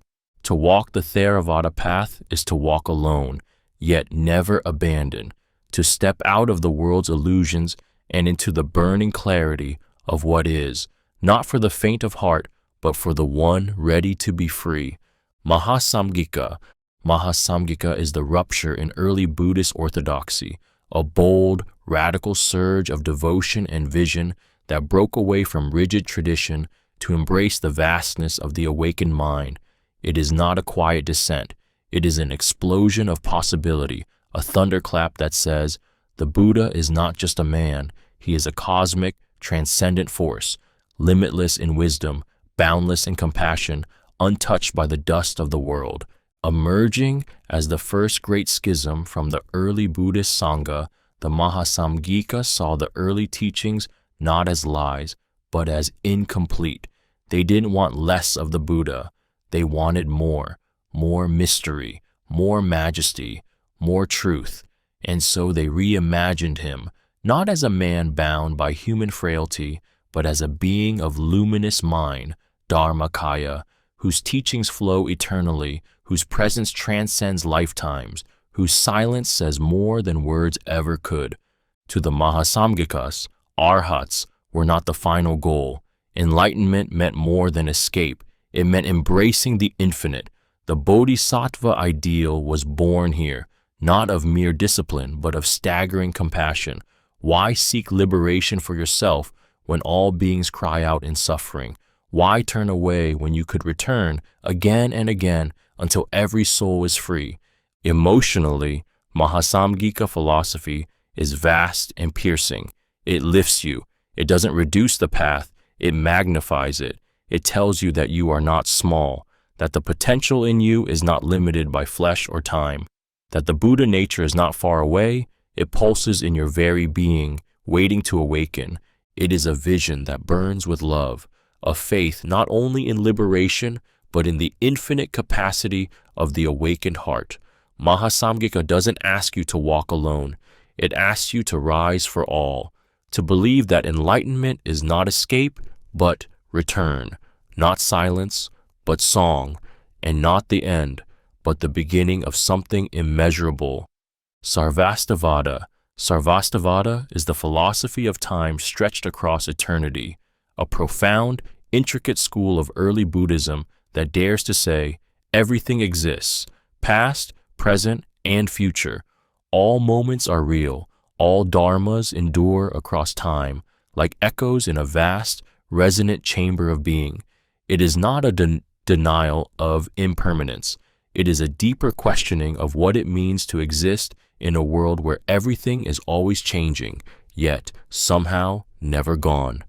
Rooted in the Abhidharma tradition, Sarvastivada breaks reality down into dharmas, the smallest building blocks of mind and matter, and then analyzes them with surgical intensity. But unlike other schools, Sarvastivadins claimed that these dharmas don't just flicker and vanish. They persist in some form across all three times. The past has not disappeared. The future is not just potential. All things, in all times, are real in their own condition, not as permanent objects, but as existing facets of the flow of reality. Why does this matter? Because memory, karma, cause and effect, these only make sense if the past leaves something behind, if the future can already be shaped. Sarvastivada gives a metaphysical framework for how our actions ripple across lifetimes, how the seeds we plant continue long after we've forgotten them. It's not a philosophy of static being, but of continuity, subtle presence, and haunting consequence. Emotionally, Sarvastivada is both sobering and sublime. It tells you nothing is lost, not your suffering, not your joy. Every moment you've ever lived still exists, like a light too faint for the eye, but still burning in the distance. Your life is not a fleeting flame. It is a thread in an infinite weave of karma and awareness. To embrace Sarvastivada is to feel the weight of time, not as a burden, but as a sacred rhythm. To see your choices shimmer not just now, but forever. It invites you to live with precision, with reverence, knowing that every step, every thought, every breath leaves a mark that endures, echoing through the great continuum of being. Madhyamaka. Madhyamaka is the blade of wisdom that cuts through reality itself, a profound, unsettling, liberating philosophy that offers not comfort but emptiness. Born from the luminous mind of Nagarjuna, Madhyamaka is not about building beliefs. It is about dismantling illusion. Every concept, every position, every view is questioned until it collapses. What remains? Not nothing, not something, just freedom, pure, radical freedom from all fabrication. At the heart of Madhyamaka lies shunyata, emptiness. But this is not nihilism. It is not despair. Emptiness means that all things, self, identity, objects, time, even the Buddha's teachings, lack inherent existence. They exist only in dependence, in relation, in context. They are real, yes, but not solid, not fixed, not what they seem. And because they are empty, they can function. Because they are not frozen in essence, they can move, shift, transform. To the Madhyamaka thinker, the problem is not that the world is empty. The problem is that we think it is solid. We cling to ideas, to identities, to dualities, existence and non-existence, self and other, sacred and profane. Madhyamaka takes these pairs and reveals their illusion. It walks the razor's edge, the middle way between all extremes, and it shows you the cage was never locked. The self you protect doesn't exist the way you think it does. Emotionally, Madhyamaka is shattering. It strips you. It tears through the scaffolding of your certainty, but it does so with fierce compassion, because what it's freeing you from is suffering, the suffering of clinging, the suffering of believing things must be a certain way, the suffering of taking the dream for truth. And in the wreckage of everything you thought you were, there's a strange, luminous peace, not the peace of answers, but of openness, the kind that cannot be shaken because it depends on nothing. Madhyamaka does not hand you truth. It frees you to meet reality as it is, ungraspable, ever-shifting, deeply empty, and astonishingly alive. Yogacara is the revolution of perception, the thunderous realization that the world you see, fear, chase, and cling to is not out there. It's in your mind. It is your mind, emerging from Mahayana Buddhism and sculpted by the brilliance of Asanga and Vasubandhu. Yogacara, the practice of yoga, offers a startling, liberating truth. All experience is consciousness only, vijñānaptimatra, not as a metaphor, as a radical lived reality. This is not solipsism. This is not saying nothing exists. It's saying that what you call the world is filtered, shaped, and stained by layers of perception, memory, karma, and ignorance. You don't experience things. You experience your mind's projection of things. What seems solid is fluid. What seems separate is entangled. What seems real is dreamlike. And you, clinging to self, to other, to pain, to pleasure, are caught in the illusion you helped build. Yogacara doesn't ask you to believe. It asks you to look, to meditate, to observe the mind with the precision of a surgeon and the compassion of a mystic. Beneath the ego, beneath the endless stream of thoughts, lies the alaya vijñāna, the storehouse consciousness. It holds every imprint, every karmic seed you've ever sown. From this vast depth, your present reality unfolds like a dream rising from sleep. And just as dreams can be changed, so too can the waking world, once you see its nature. Emotionally, Yogacara is both terrifying and freeing. It dissolves the world you trusted, then hands it back to you, not as a prison, but as clay. Malleable, transformable, you are not a victim of reality. You are its author, and that truth is both a burden and a blessing. To walk the Yogacara path is to take full responsibility, not just for your actions, but for how you see. To transform the mind is to transform the world, and in that transformation, in that deep turning inward, lies the path to awakening, not from life, but from illusion, from the dream you mistook for truth into the luminous clarity of what actually is. Jainism. Jainism is the path of fierce gentleness, a philosophy of radical nonviolence, luminous discipline, and soul-deep purity that refuses to harm even the smallest life. It is not a way for the faint-hearted.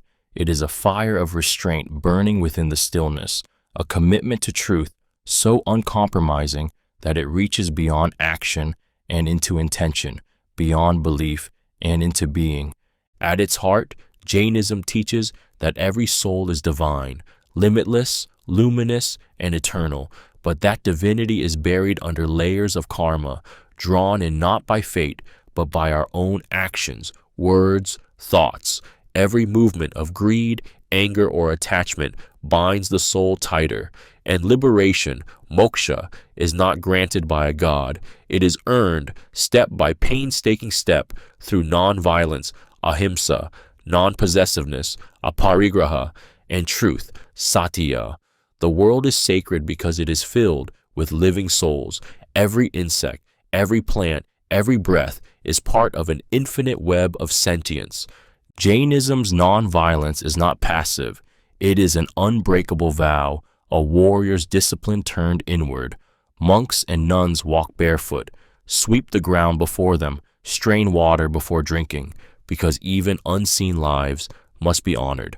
To cause harm, even unintentionally, is to cloud the soul. To act with awareness is to begin the long, luminous return to freedom. Emotionally, Jainism is quiet and overwhelming. It invites you to feel everything, every consequence, every life touched by your presence. It tells you that your soul is vast, but your freedom is fragile. And if you want liberation, you must earn it through unwavering compassion, not once, but again and again, until nothing remains but purity. There is no savior in Jainism, only you, your karma, your choices, your willingness to burn through illusion with the steady flame of discipline and love. Jainism does not save, it refines, and in that sacred refinement, your soul remembers what it has always been, infinite, weightless, and free. Vedanta is the roar beneath the silence, the final wisdom of the Vedas, the voice that says not only you are divine, but there is only the divine.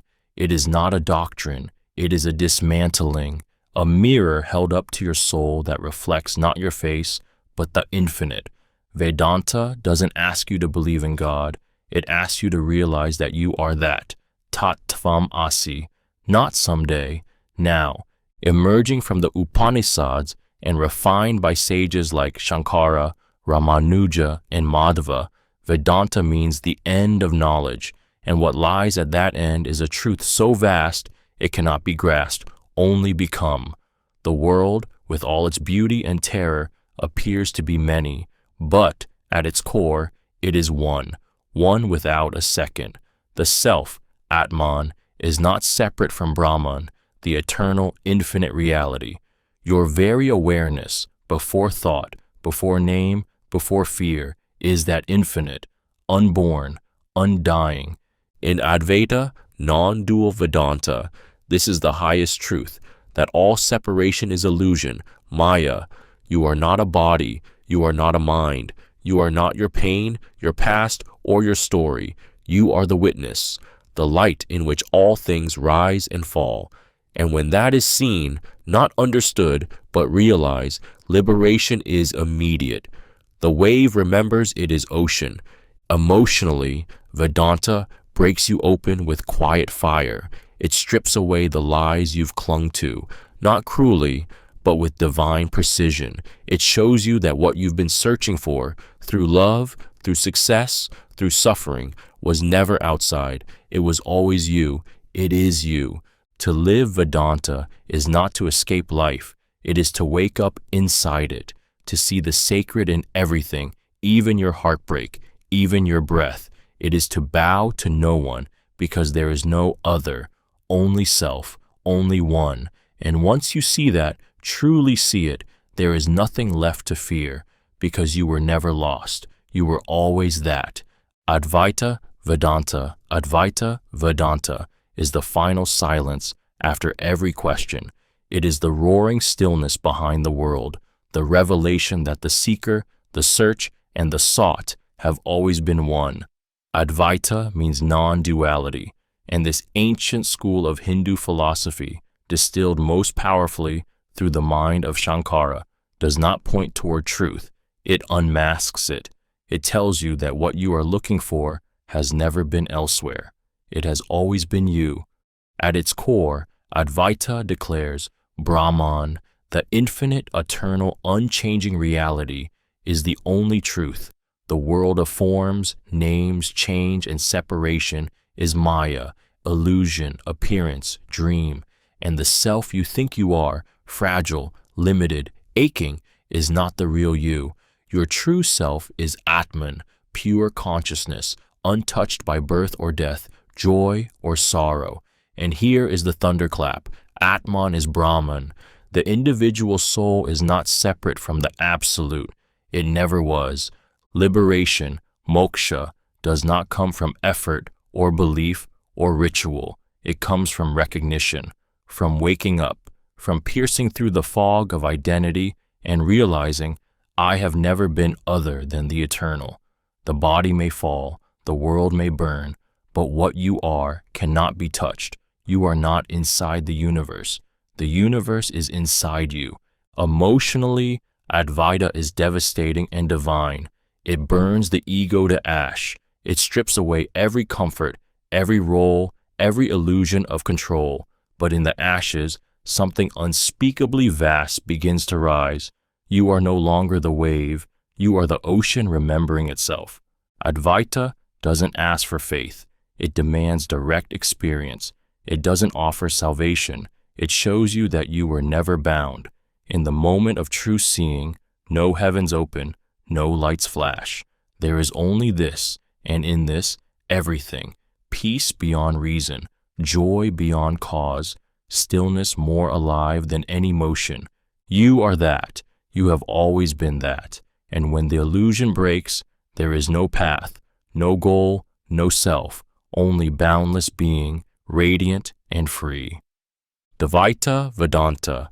Dvaita Vedanta is the thunderous affirmation of difference, a divine echo that says, you are not God, but you are His, and that is more beautiful than being Him. Born from the fierce devotion and philosophical brilliance of Madhvacharya in 13th century India, Dvaita, meaning dualism, stands in blazing contrast to the dissolving unity of Advaita. It doesn't erase the self, it exalts it. It doesn't silence devotion, it ignites it. In Dvaita, God is Vishnu, the supreme being, eternal, perfect, unchanging, and utterly beyond the world. The soul, Jiva, is real, the world is real, and so is the unbridgeable gulf between the soul and the divine. But that separation is not despair, it is relationship. You are not meant to dissolve into the infinite. You are meant to love it, serve it, and surrender to it with every breath. This isn't a denial of truth. It's a recognition of hierarchy. The soul is dependent, finite, prone to ignorance and bound by karma. But through bhakti, fierce, unwavering devotion, the soul can reach grace, not by merging, but by aligning, by offering itself fully to God, not as an equal, but as a lover, a servant, a child returning home. And that love, that longing, is not weakness. It is the most powerful force in the universe. Emotionally, Dvaita Vedanta is not quiet. It's alive.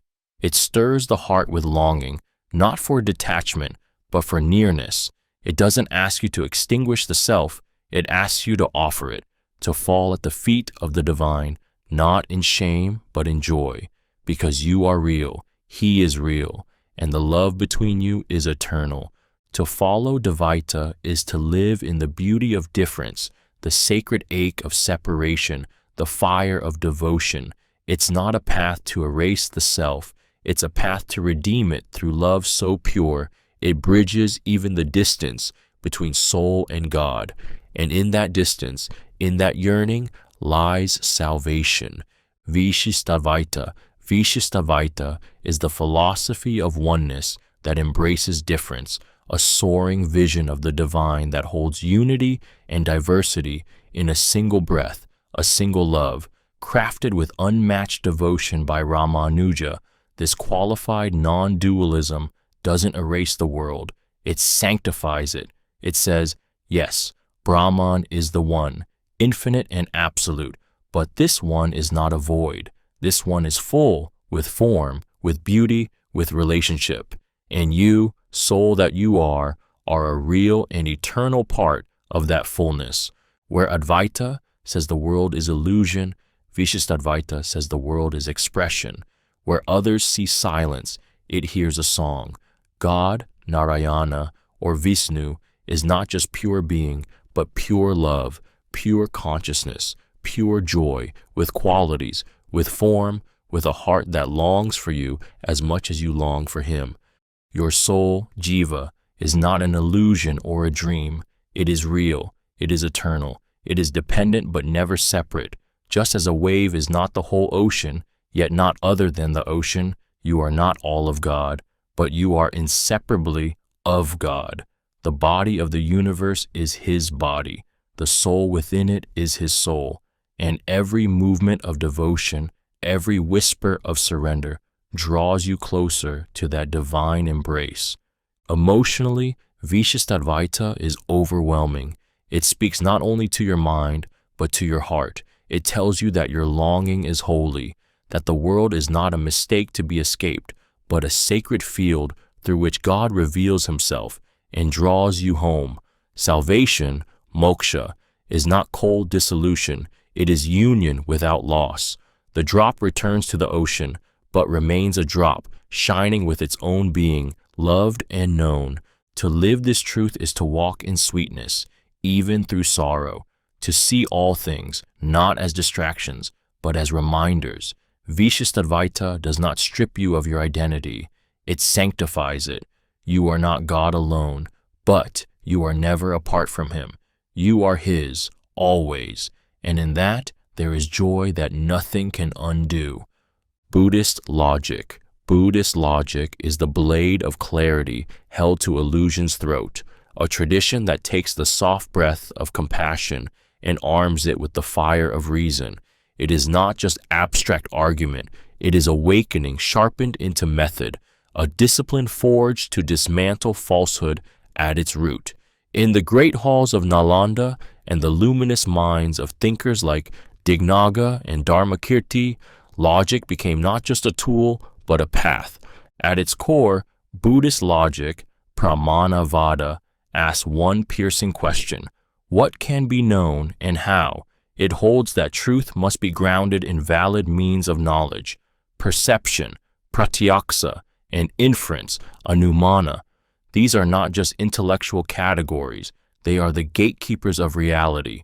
What you perceive directly and what you deduce through flawless reasoning form the only trustworthy foundation for understanding anything, especially the nature of the self, suffering, and liberation.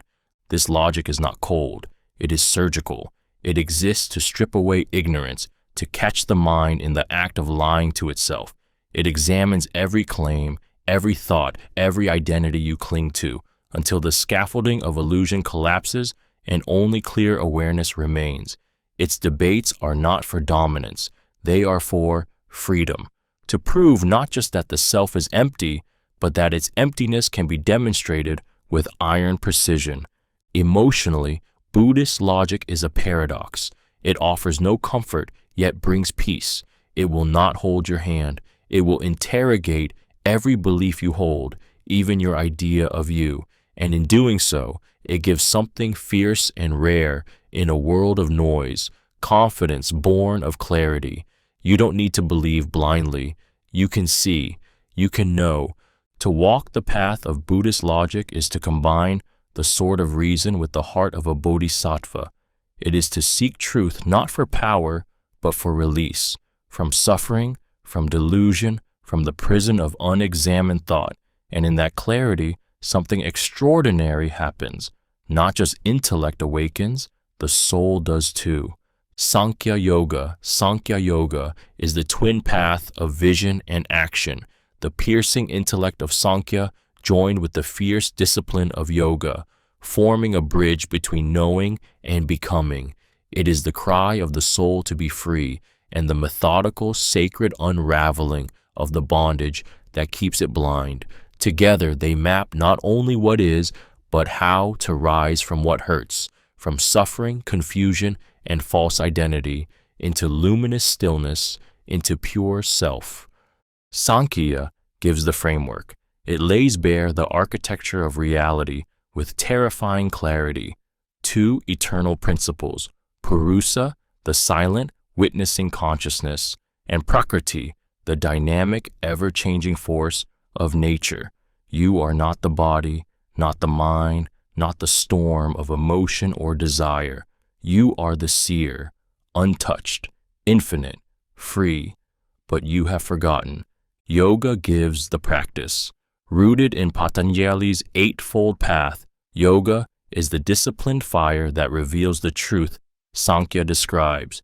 Through ethical living, yama and niyama, bodily control, asana, breath mastery, pranayama, and finally, through internal withdrawal, concentration, and meditation, the practitioner turns inward, and in the silence beyond thought, the illusion shatters, the self shines.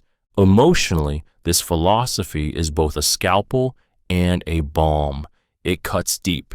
It forces you to see that so much of what you identify with is not you, that every attachment, fear, and identity is a thread in the trap, but it also heals because it hands you the key. It tells you that you are not broken, you are simply bound, and bondage can be undone. Samkhya-Yoga or Samkhya-Yoga is not faith, it is experience. It says, don't believe, see, don't wait, do. The intellect awakens you, the practice liberates you. Together, they strip away the noise, the lies, the ego, until all that's left is awareness, still eternal and profoundly free. You don't become divine, you realize you always were. Alchemical Taoism. Alchemical Taoism is the art of inner thunder, a secret fire flickering through breath, body, and spirit, born from the deepest roots of Chinese mysticism. It is not fantasy, it is not myth, it is the fierce, quiet science of transformation, not of metals into gold, but of mortality into immortality. It teaches that within you lies an elixir more precious than any treasure, the power to refine yourself into something eternal. At its core, alchemical Taoism is a path of internal alchemy, Naidan, where the body becomes a crucible and the soul the flame. The Tao is not out there. It is in your bones, your breath, your blood. Through disciplined practice, meditation, breath control, visualization, diet, movement, you begin the sacred work, turning Jing, essence, into Qi, vital energy, Qi into Shen, spirit, and Shen into pure emptiness, returning at last to the Tao. This is not symbolic. This is literal. Every thought, every breath, every desire feeds or starves the process. You are crafting your immortal embryo, a radiant self born not from the flesh, but from refinement, sacrifice, and stillness. You are not escaping the world, you are digesting it, distilling it, until what remains is pure light. Emotionally, alchemical Taoism is profound intimacy. It asks you to look inward, not to punish, but to reclaim, to recognize your body not as a prison, but as a temple, your emotions not as flaws, but as raw material. Every lust, every fear, every craving, fuel for the fire. Nothing is wasted, everything is part of the work, and the reward is not heaven, it is transformation, liberation not from death, but from the illusion that death is the end. You are not meant to vanish, you are meant to transcend. To walk the alchemical path is to become a quiet storm, to hold lightning in your belly and silence in your breath. It is the journey of turning life itself into the philosopher's stone, not in the lab, but in the heart, not to conquer nature, but to become one with its immortal rhythm. Sangam Tamil Philosophy. Sangam Tamil Philosophy is a voice carved from earth and longing, a lyrical ancient wisdom born from the soil of Tamilakam, where kings, lovers, saints, and poets once walked the same sacred ground. It is not a philosophy locked in dusty abstraction.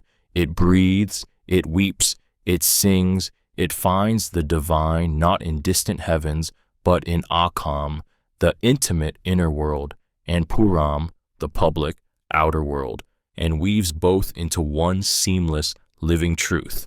In the Sangam texts, some of the oldest surviving literature in India, there is no strict division between philosophy and poetry, between the sacred and the sensual. Love is not a distraction, it is a revelation. Nature is not a backdrop, it is a mirror of the soul. Ethics, emotion, war, beauty, loss, all are seen as expressions of the deeper rhythm of life. There is no need to renounce the world to touch the truth. The world is the truth, if you know how to look. The Tamil mind of this era revered Aram, virtue, Porul, meaning and material life, and Inbam, joy or pleasure. embracing life as a complete, honest experience, joyous, tragic, sacred, and human. It honored heroes and lovers alike. It called for justice rooted in compassion. It saw wisdom in the rain clouds, the flowering hills, and the broken hearts of kings. Emotionally, Sangam philosophy is a balm and a blade. It touches your wounds gently while reminding you that to feel is not weakness, it is truth, that to love deeply, to suffer nobly, to live with honor under a fleeting sky is not a tragedy, it is grace. To follow this philosophy is to walk barefoot on red earth, with fire in your chest and poetry on your tongue. It does not demand you transcend life. It demands you feel it fully, fiercely, and without shame. Confucianism.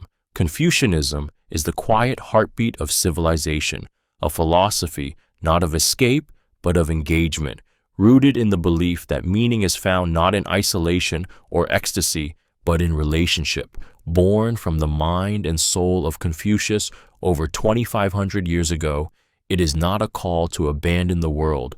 It is a call to honor it, to shape it, to live so wisely, so rightly, that your life becomes a ripple of order in a world tilting toward chaos.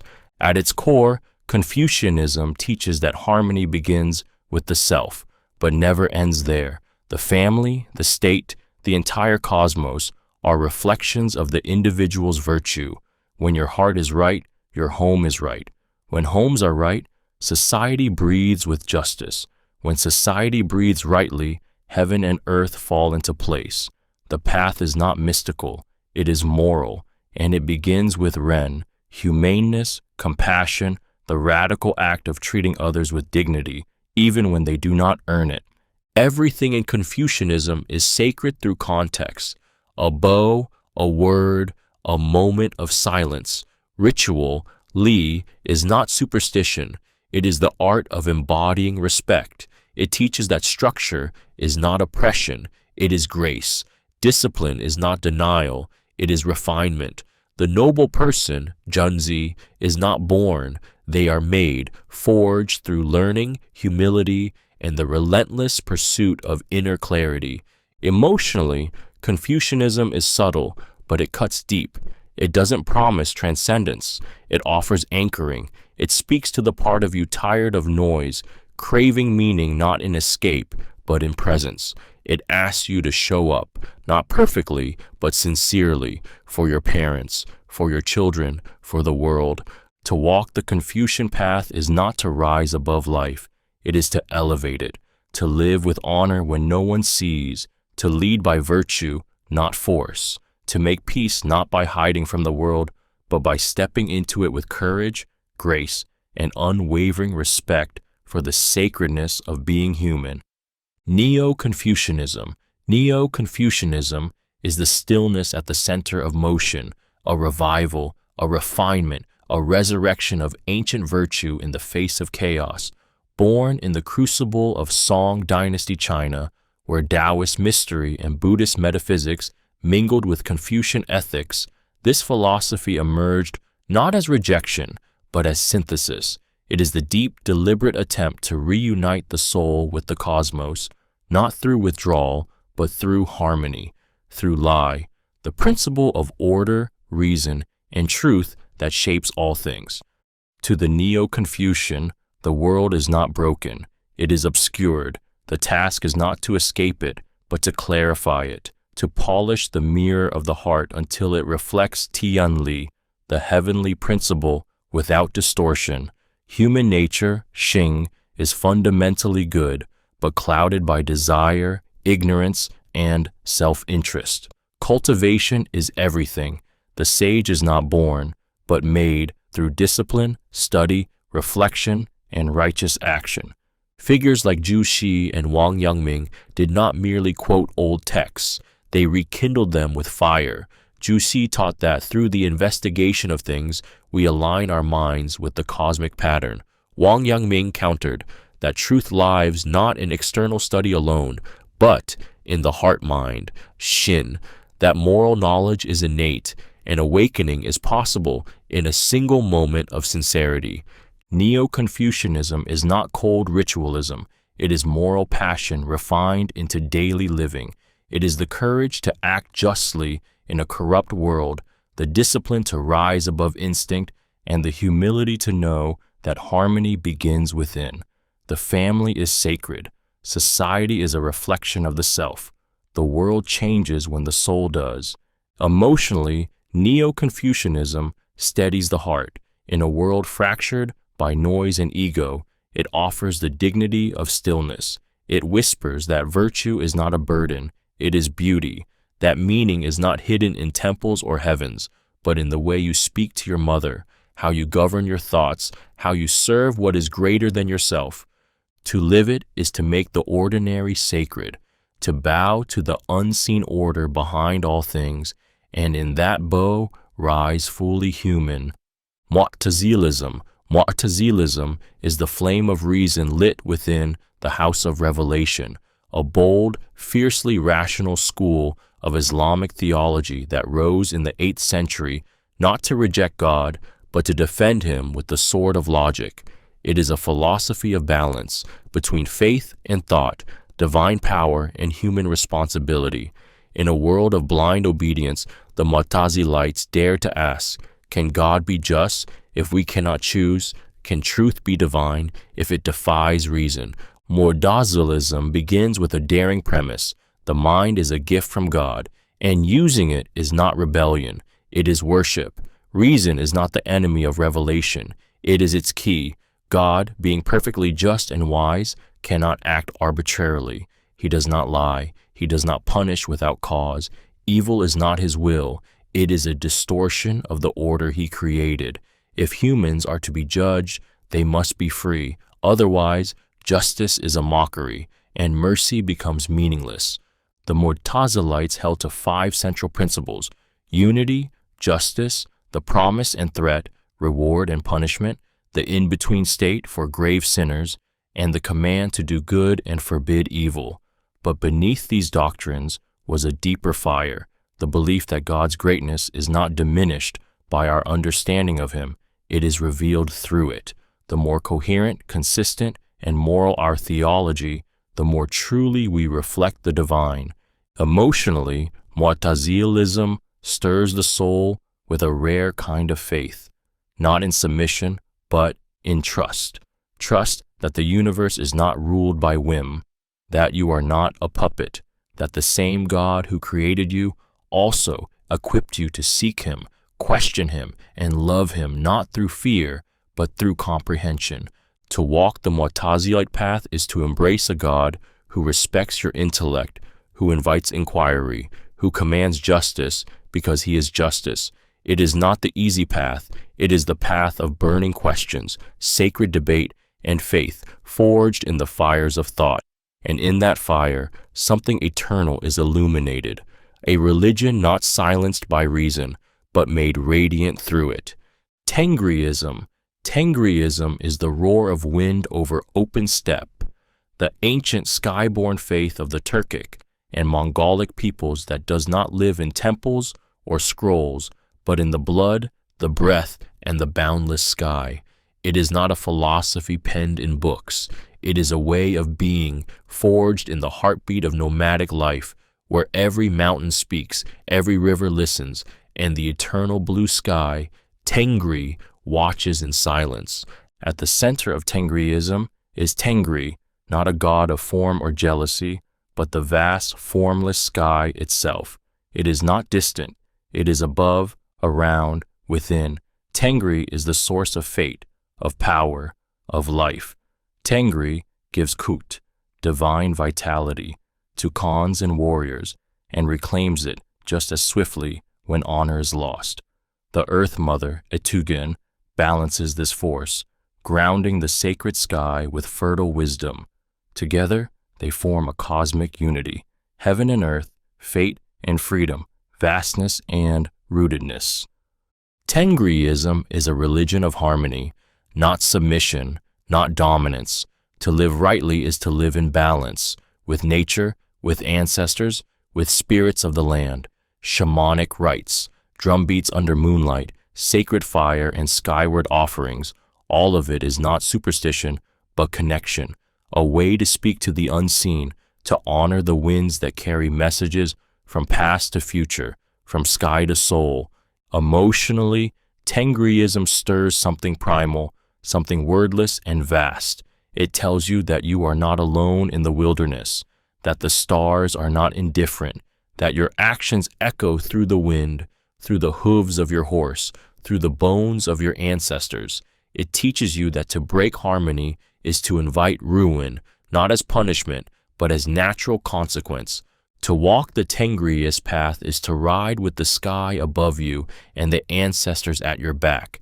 It is to live fiercely and humbly, to speak little and listen deeply, and to know, without doctrine, without doubt, that the sky knows your name. Ching Philosophy, the I Ching, or Book of Changes, is not a book. It is a mirror of the cosmos, a living oracle, a philosophy written in thunder and silence, in broken and unbroken lines. It doesn't speak in declarations, it responds. At its heart, I Ching philosophy is the belief that life is not fixed. It is flux. It is movement. And wisdom is not in control, but in attunement, a willingness to move with the currents rather than against them. Born in the mists of ancient China and deepened by Confucian and Taoist thought, the I Ching rests on one sacred truth. Reality is change, but change is not chaos. It moves with a rhythm, a pattern, a subtle harmony called the Tao. The 64 hexagrams, each a unique combination of yin and yang lines, are not just symbols. They are states of being, reflections of nature, mind, conflict, and becoming. Every shift in a line is a shift in the cosmos. Every moment is alive with meaning. The I Ching does not offer fixed answers. It offers perspective. You bring your question to it not for prophecy, but for clarity. It teaches that the path is not straight, but spiraled. That wisdom is not knowing what will happen, but knowing how to respond when it does. That every challenge, every success, every fall, every rise is a phase in a larger unfolding you may not yet see, but can learn to trust. Emotionally, I Ching philosophy is like standing in the rain and feeling the sky speak through it. It humbles you, not with fear, but with wonder. It tells you that your struggle, your choice, your grief, and your hope, they are part of a dance that has no center and no end. To live the I Ching is to watch the world with open eyes, to read its subtle signs, to act when the time is ripe and wait when the wind shifts. It is to be firm and yielding, bold and patient. And in that balance, that delicate listening, you do not master fate, you flow with it, like water tracing the shape of the eternal. Iamblichean Theurgy.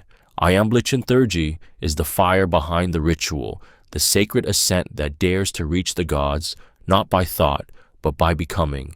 In the shadow of late antiquity, as reason began to fracture under its own weight, Iamblichus, philosopher, mystic, priest, declared that philosophy alone was not enough.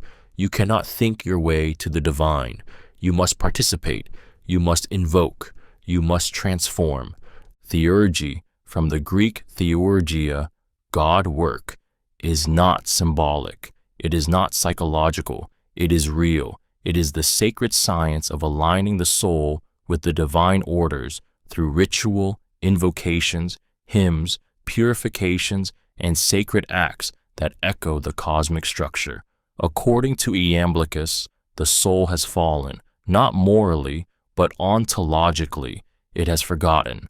Theurgy is the ladder back. It reaches through the material, the celestial, and the noetic realms, lifting the soul beyond its fragmentation into luminous union.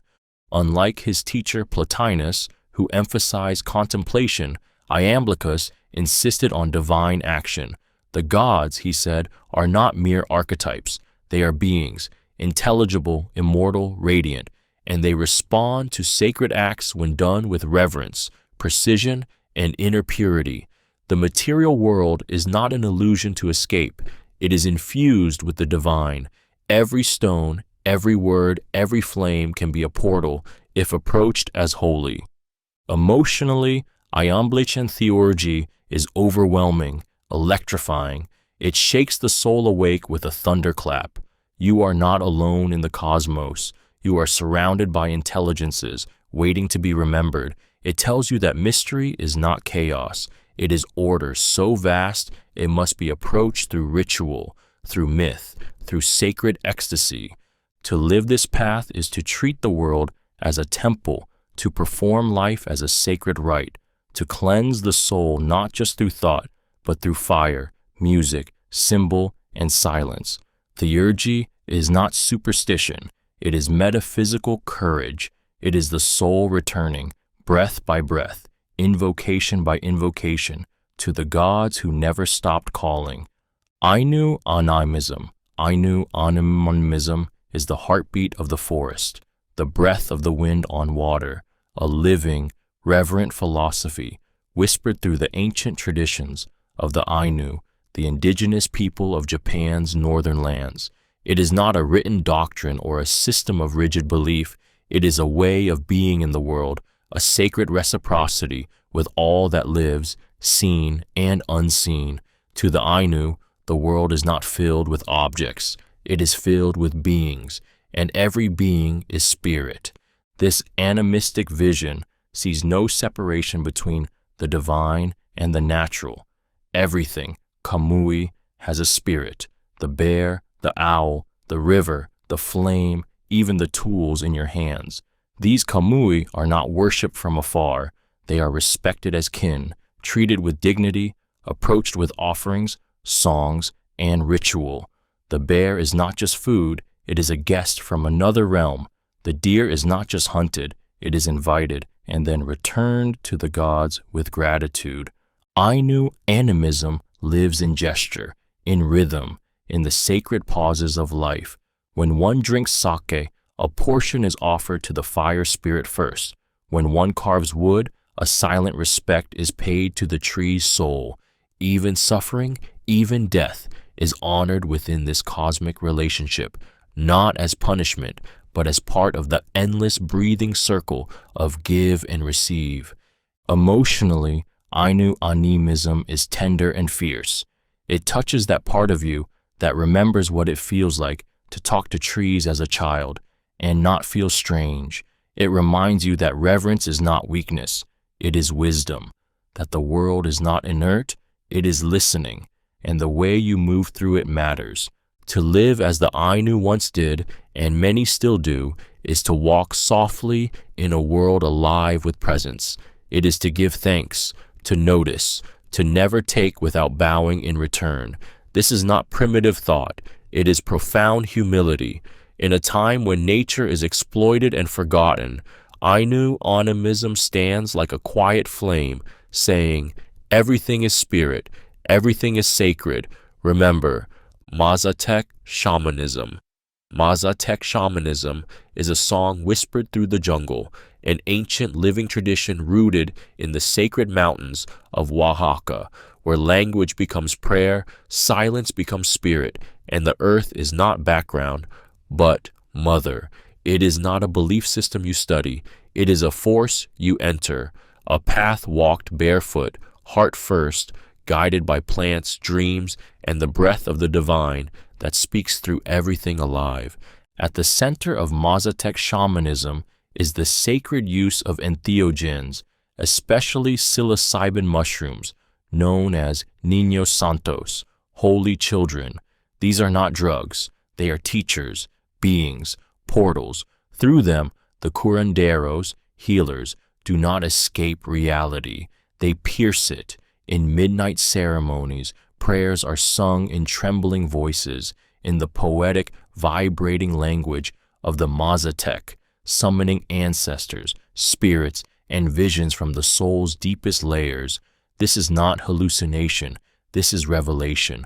The mushrooms strip away ego, fear, pretense. They dissolve walls between the human and the divine, the living and the dead. They show illness not as random suffering, but as imbalance, something forgotten, neglected, or broken within the sacred web of relationships. with self, with community, with the land, with the spirit world. Healing comes not from medicine alone, but from remembering who you are, what you come from, and what you owe to the unseen. Emotionally, Mazatec Shamanism is raw, humbling, and holy. It touches the ancient grief beneath your modern skin. It asks nothing less than surrender of your name, your stories, your armor. But in that surrender, it gives something that no system, no dogma, no doctrine can give: direct experience. You don't learn about the divine, you meet it, through plants, through tears, through beauty that undoes you. To walk this path is to listen to the wind, the stones, the mushrooms, the blood pulsing in your chest. It is to become porous to spirit, vulnerable to truth, not for power, not for escape, but for healing, for reconnection, for remembering that the sacred is not far. It is under your feet, in your breath, inside your bones. Aboriginal Dreamtime. Aboriginal Dreamtime is not mythology. It is not past. It is not even story in the way the modern world understands it. Dreamtime is truth older than time, a sacred, eternal now in which the land, the ancestors, and the soul of all things breathe in unbroken rhythm. For the Aboriginal peoples of Australia, Dreamtime is not a creation myth. It is creation, ongoing, living, echoing in every tree, every rock, every breath. Dreamtime, also called the dreaming, is the great unfolding, the original movement when ancestral beings emerge from the formless, singing the world into shape. They walked the earth, carving rivers with their feet, raising mountains with their bodies, and laying down song lines, spiritual pathways that still hum with presence. These lines aren't metaphor. They are maps of geography, of identity, of memory, of law. To walk a song line is to walk the story of the land, and to walk the story of the land is to walk yourself. In Dreamtime, time is not linear. The past is not gone. The ancestors are not dead. Everything sacred is happening now, layered over our reality like a shimmering truth just beneath the surface. Every animal, every cloud, every grain of sand has spirit and voice. And you are not separate from any of it. You are not owner. You are not master. You are custodian. The land does not belong to you. You belong to the land. Emotionally, Dreamtime cracks you open with reverence. It strips away modern illusions of domination, progress, and isolation. It returns you to something primal, something holy, the knowledge that the world is alive and listening, that your identity is not individual, but woven through ancestors, country, language, and sky. To live through Dreamtime is not to retreat into myth. It is to remember how to be, to see the sacred in the ordinary, to care for the land not as property, but as a relative, and to know with every step you take that you are walking through the footprints of gods, footprints that are still warm. Navajo Dine Bahane, the story of the people, is not just a creation myth of the Navajo Nation. It is a living, breathing map of meaning, passed down in sacred breath, not ink. It is the deep memory of emergence, the soul architecture of a people whose identity is rooted not in conquest, but in harmony. It does not separate the sacred from the land, the body from the earth, or the story from the soul. It is the origin, and it continues with each generation that remembers. In Dine Bahane, the world is not created once. It is emerged into through a series of sacred worlds, each one refining the beings who journey through it. From the first world of darkness to the glittering fourth world of today, the holy people, Dien Dine, guide this emergence, shaping the paths of balance, beauty, and responsibility. Spider Woman teaches the weaving of life. Changing Woman gives birth to the sacred twins. Monster Slayer and Born for Water conquer chaos, not for glory, but for protection, for balance, for Hojo. Hojo is the heartbeat of Dine philosophy. Often translated as beauty or harmony, it is more than a word. It is a way of walking in the world. To live in Hozhou is to be aligned with nature, with family, with the spirit world, with yourself. It is not perfection. It is balance restored again and again through ritual, song, story, and silence. Emotionally, Dine Bahane pierces with its sacred intimacy. It tells you, you are not separate. The wind knows your name. The land holds your ancestors. Your voice is not yours alone. It echoes the prayers of generations. Every sunrise, every act of kindness, every healing song is a continuation of the first emergence. You are part of a story older than time. To live by Dine Bahan is to live with reverence, to move through the world not as a conqueror, but as a relative. It is to remember that creation isn't over. It is still unfolding in you. And your task, like the holy people before you, is to walk it in beauty. Maori Wakapapa is not ancestry. It is identity as universe. It is the sacred thread that ties your blood to the land, your name to the stars, your breath to the gods. In Te Ao Maori, the Maori world, Wakapapa is the living genealogy of all things, not just who you descend from, but what you are part of. It is origin, it is connection, it is truth woven into being. To know your Wakapapa is not merely to list ancestors. It is to locate yourself in the great unfolding of creation, beginning not with human beings, but with the birth of Takore, the void, then Tapo, the night, and finally Te Ao Marama, the world of light.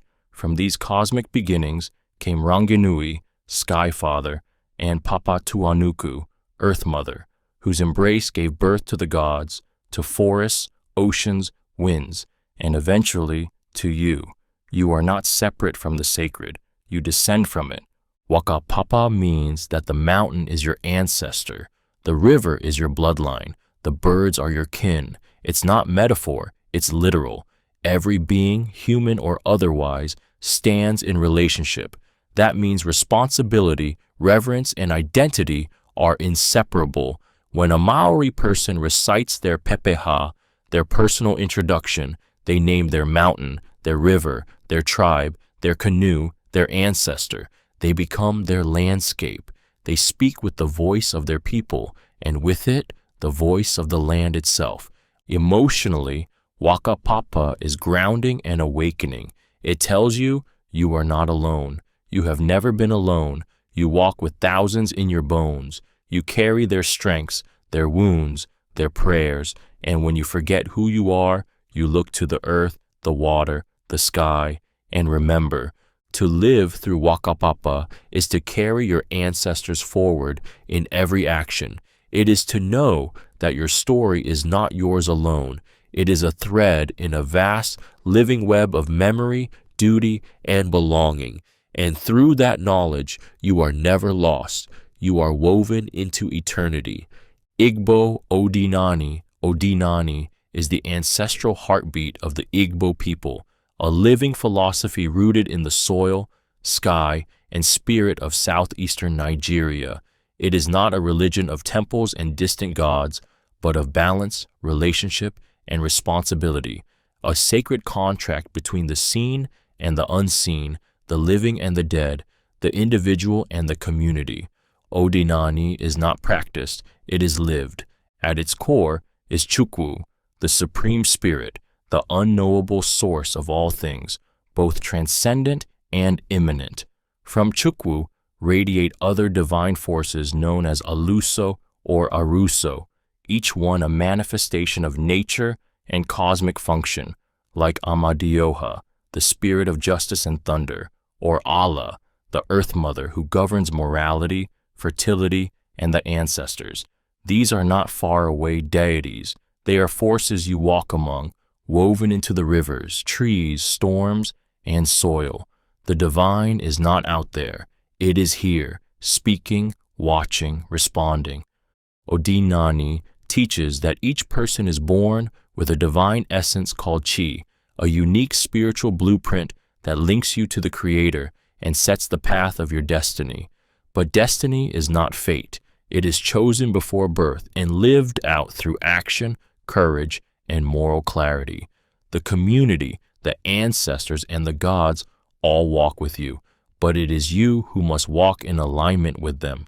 Emotionally, Odinani is fierce, grounding, and tender. It tells you that you are never truly alone. Your ancestors stand behind you. Your chi lives within you. Your actions ripple beyond your life. The earth watches how you treat her. The spirits listen to your silence. Every offering, every dance, every oath, every child born and named, all of it is part of a living rhythm that connects the living to the divine. To walk the path of Odinani is to live with reverence, not fear, with discipline, not dogma. It is to remember that the world is not owned, it is shared, that your life is not yours alone, it is an extension of all who came before, and the task is clear. Live in truth, honor your chi, and leave the earth in balance. Yoruba Ifa Philosophy. Yoruba Ifa Philosophy is the voice of the ancestors carried in rhythm and ash, in cowrie, shells and breath, a sacred system of wisdom and destiny, spoken through the divining chain and written in the bones of creation. It is not superstition, it is structure, not just religion. It is a cosmic contract between humans, the divine, and the unfolding story of the universe. Ifa is the root beneath the root, a living philosophy that does not ask you to believe blindly. It asks you to listen. At the heart of Ifa is Runmila, the Orisha of wisdom and divination, the one who witnessed creation and remembers everything. Through divination practices, such as casting the opele or interpreting ikin, palm nuts, practitioners access the sacred texts known as Odu Ifa, a vast oral literature containing thousands of verses that guide, heal, warn, and align the seeker with their highest destiny, Akunleyan. But Ifa is not fate, it is choice. It teaches that every human is born with a purpose, chosen in the spiritual realm before birth, but the journey to fulfill it depends on how you walk. You are not at the mercy of the gods. You are in partnership with them. Through ritual, right conduct, sacrifice, ebu, and ancestral connection, you shape your path. You align your soul, emi, with your destiny. And in doing so, you realign the world. Emotionally, Ifa philosophy is powerful and deeply intimate. It speaks to the part of you that longs for direction, not abstract doctrine, but personal revelation. It offers clarity in chaos, order in mystery. You are not lost. You are simply disconnected from the map you once carried in your spirit. Ifa gives it back. To walk the Ifa path is to stand in the center of your own unfolding myth, to consult not just a priest, but the very wisdom encoded into the bones of the universe. It is to remember that your life is not an accident. You were meant, you were sent, and every question you ask already has an answer, waiting for you to listen, bow, and become. Zulu Ubuntu Philosophy. Ubuntu is not a concept, it is a presence, a way of seeing, being, and belonging that flows through the heart of Zulu philosophy like blood through the body. It is not written in books, it is carried in gestures, in greetings, in the eyes of your neighbor when they say, Sawubona, I see you.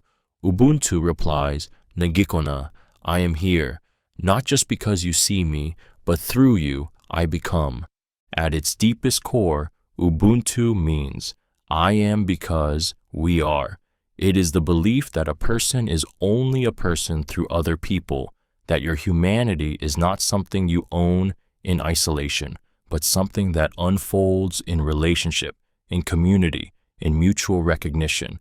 It is not charity, it is not politeness, it is a sacred understanding that the soul cannot thrive in disconnection.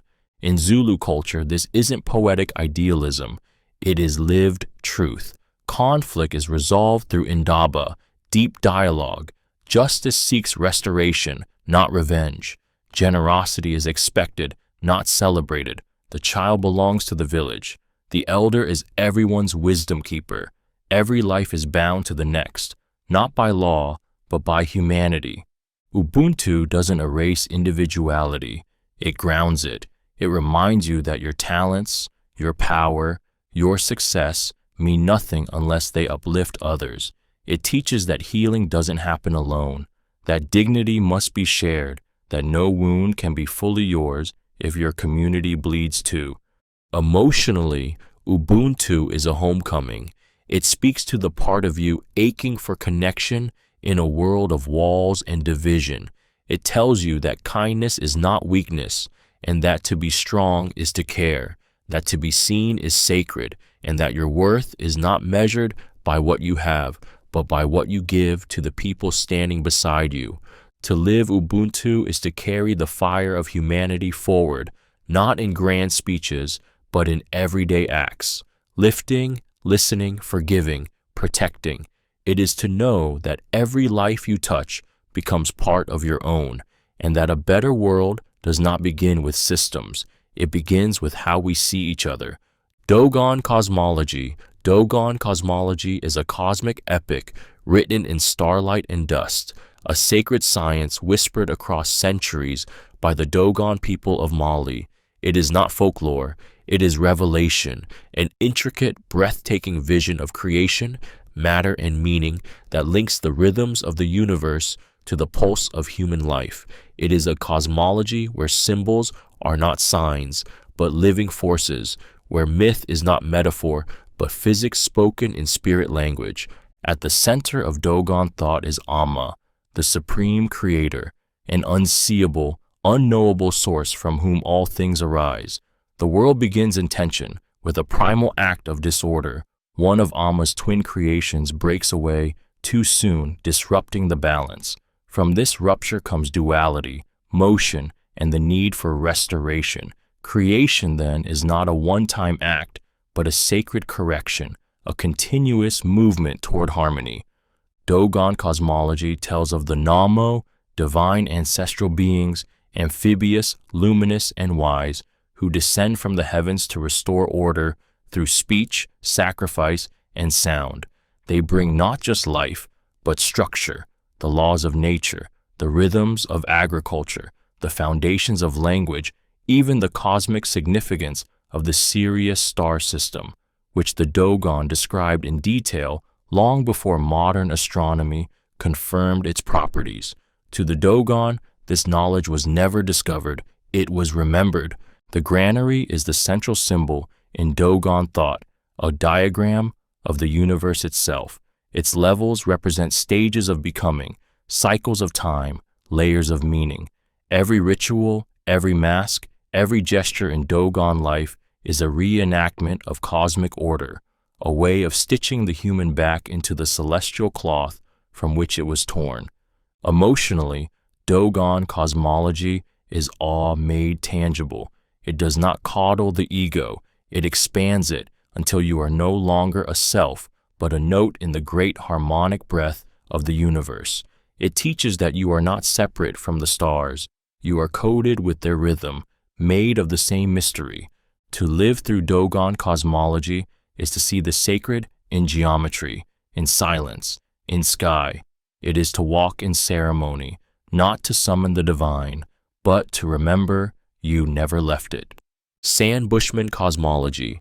Sand Bushman cosmology is the song of firelight flickering on stone, the oldest spiritual breath still alive on earth. It is not a myth kept in books. It is a living rhythm, spoken in trance, in footprints, in the hush between heartbeat and wind. The Sand People, among the earliest humans, do not separate the sacred from the world. They walk in it, with it, as it. Their cosmology is not a story about the universe, it is a relationship with it.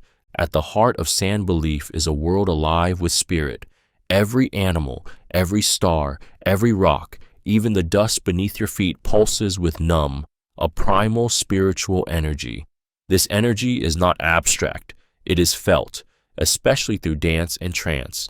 In healing rituals and communal dances, Num rises like fire through the spine, unlocking visions, healing, and connection with the spirit world. The sand healers, the trance dancers, do not leave the world to find the divine. They fall deeper into it. Their creation stories speak of a time when animals and humans were not separate, when the trickster god Huaycagan, often taking the form of a mantis, shaped the world in wild, tender, chaotic beauty. He is not a distant deity, but a sacred fool, unpredictable, powerful, and close. In sand cosmology, humor, pain, hunger, joy, and death are not opposites. They are part of the same sacred weave. Emotionally, this cosmology grips with both awe and humility. It reminds you that nothing is lifeless, that the moon watches, the antelope listens, and the stars are ancestors stretching their light toward you across time. The sand do not conquer nature, they commune with it. Every hunt is a prayer, every footprint is a memory, every fire is a portal. To embrace sand cosmology is to return, not to primitivism, but to profound intimacy. It is to see the divine not above, but around you, to live not in domination, but in dialogue. The land does not belong to you, you belong to it. And in that belonging, in that fierce, humble reciprocity, the world becomes sacred again. Siberian Shamanic Philosophy. Siberian Shamanic Philosophy is the cry of wind through pine, the heartbeat beneath frozen soil, a raw, elemental wisdom born in the endless tundras and forests of the north. It is not a religion with rules, it is relationship with spirit, with land, with life that breathes in fur, fire, and frost. It is a world alive with presence, where nothing is inert, and everything has a soul. In this worldview, the universe is layered, the middle world of humans, the upper world of light and sky spirits, and the lower world of ancestors, shadows, and roots. The shaman, Noaidi, Kam, Bu, depending on the tradition, is the bridge, the one who dares to cross between realms, not for power, but for balance. Illness, misfortune, drought, madness, these are not accidents. They are disruptions in the sacred flow. The shaman's task is to restore that flow, to make the invisible speak again. Through trance, drum, smoke, and ecstatic flight, the shaman enters altered states, not to escape the world, but to see it more clearly. They journey with spirit animals, communicate with ancestors, negotiate with the unseen. Their body becomes a vessel, their voice an offering, their purpose healing not just the person, but the pattern, the harmony between spirit, nature, and human heart. Emotionally, Siberian shamanic philosophy is fierce and tender. It doesn't offer escape from pain, it plunges into it. It listens. It teaches that suffering speaks and the earth listens, and healing is a dialogue with forces far older than language. It tells you that you are not alone, even in silence, that the snow remembers your steps, that the fire knows your name. To walk this path is to live with reverence for what cannot be seen but is always felt. It is to carry the awareness that every rock may be watching, every wind may be a whisper from the other world, and it is to know that healing doesn't come from conquering the world, but from remembering you never stood apart from it. You are not the center. You are a thread in a vast, breathing tapestry of spirit, and the drumbeat is calling you home. Greco-Bactrian syncretism. Greco-Bactrian syncretism is the echo of empires breathing in unison, a cultural alchemy forged in the dusty crossroads where Greek reason met Eastern mystery, and something altogether new was born. It is not just a blending of beliefs, it is a fusion of worlds where Alexander's heirs wandered into Central Asia and found their philosophies transformed by the sacred fire of Zoroastrianism, the cosmic order of Buddhism, and the elemental pulse of local deities. This syncretism flourished in Bactria, modern Afghanistan, and parts of Central Asia, during the 3rd to 1st centuries BCE. It didn't ask which god was true, it invited them all to speak. Zeus became fused with Ahura Mazda, Apollo with Mithra, Heracles with Vajrapani, the thunder-wielding guardian of the Buddha. Temples rose that honored both the Greek gods and the local divine forces. Buddhist stupas were adorned with Hellenic columns, and in this mingling, the divine became multilingual. Philosophically, Greco-Bactrian syncretism told a different story than either tradition alone.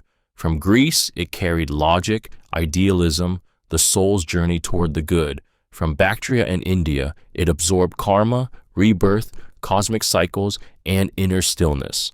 The result was not contradiction, but completion. It was a belief that truth can wear many faces, speak many tongues, and still lead to transcendence. Emotionally, this syncretism stirs the heart with possibility. It speaks to the exile, the wanderer, the soul standing between worlds. It says, you don't have to choose one sky. You can walk through many. You can honor your ancestors and still bow to the mountains of new lands. You can be both Greek and Buddhist, both reason and ritual, both warrior and mystic. To embrace Greco-Bactrian syncretism is to see the sacred not in purity, but in meeting.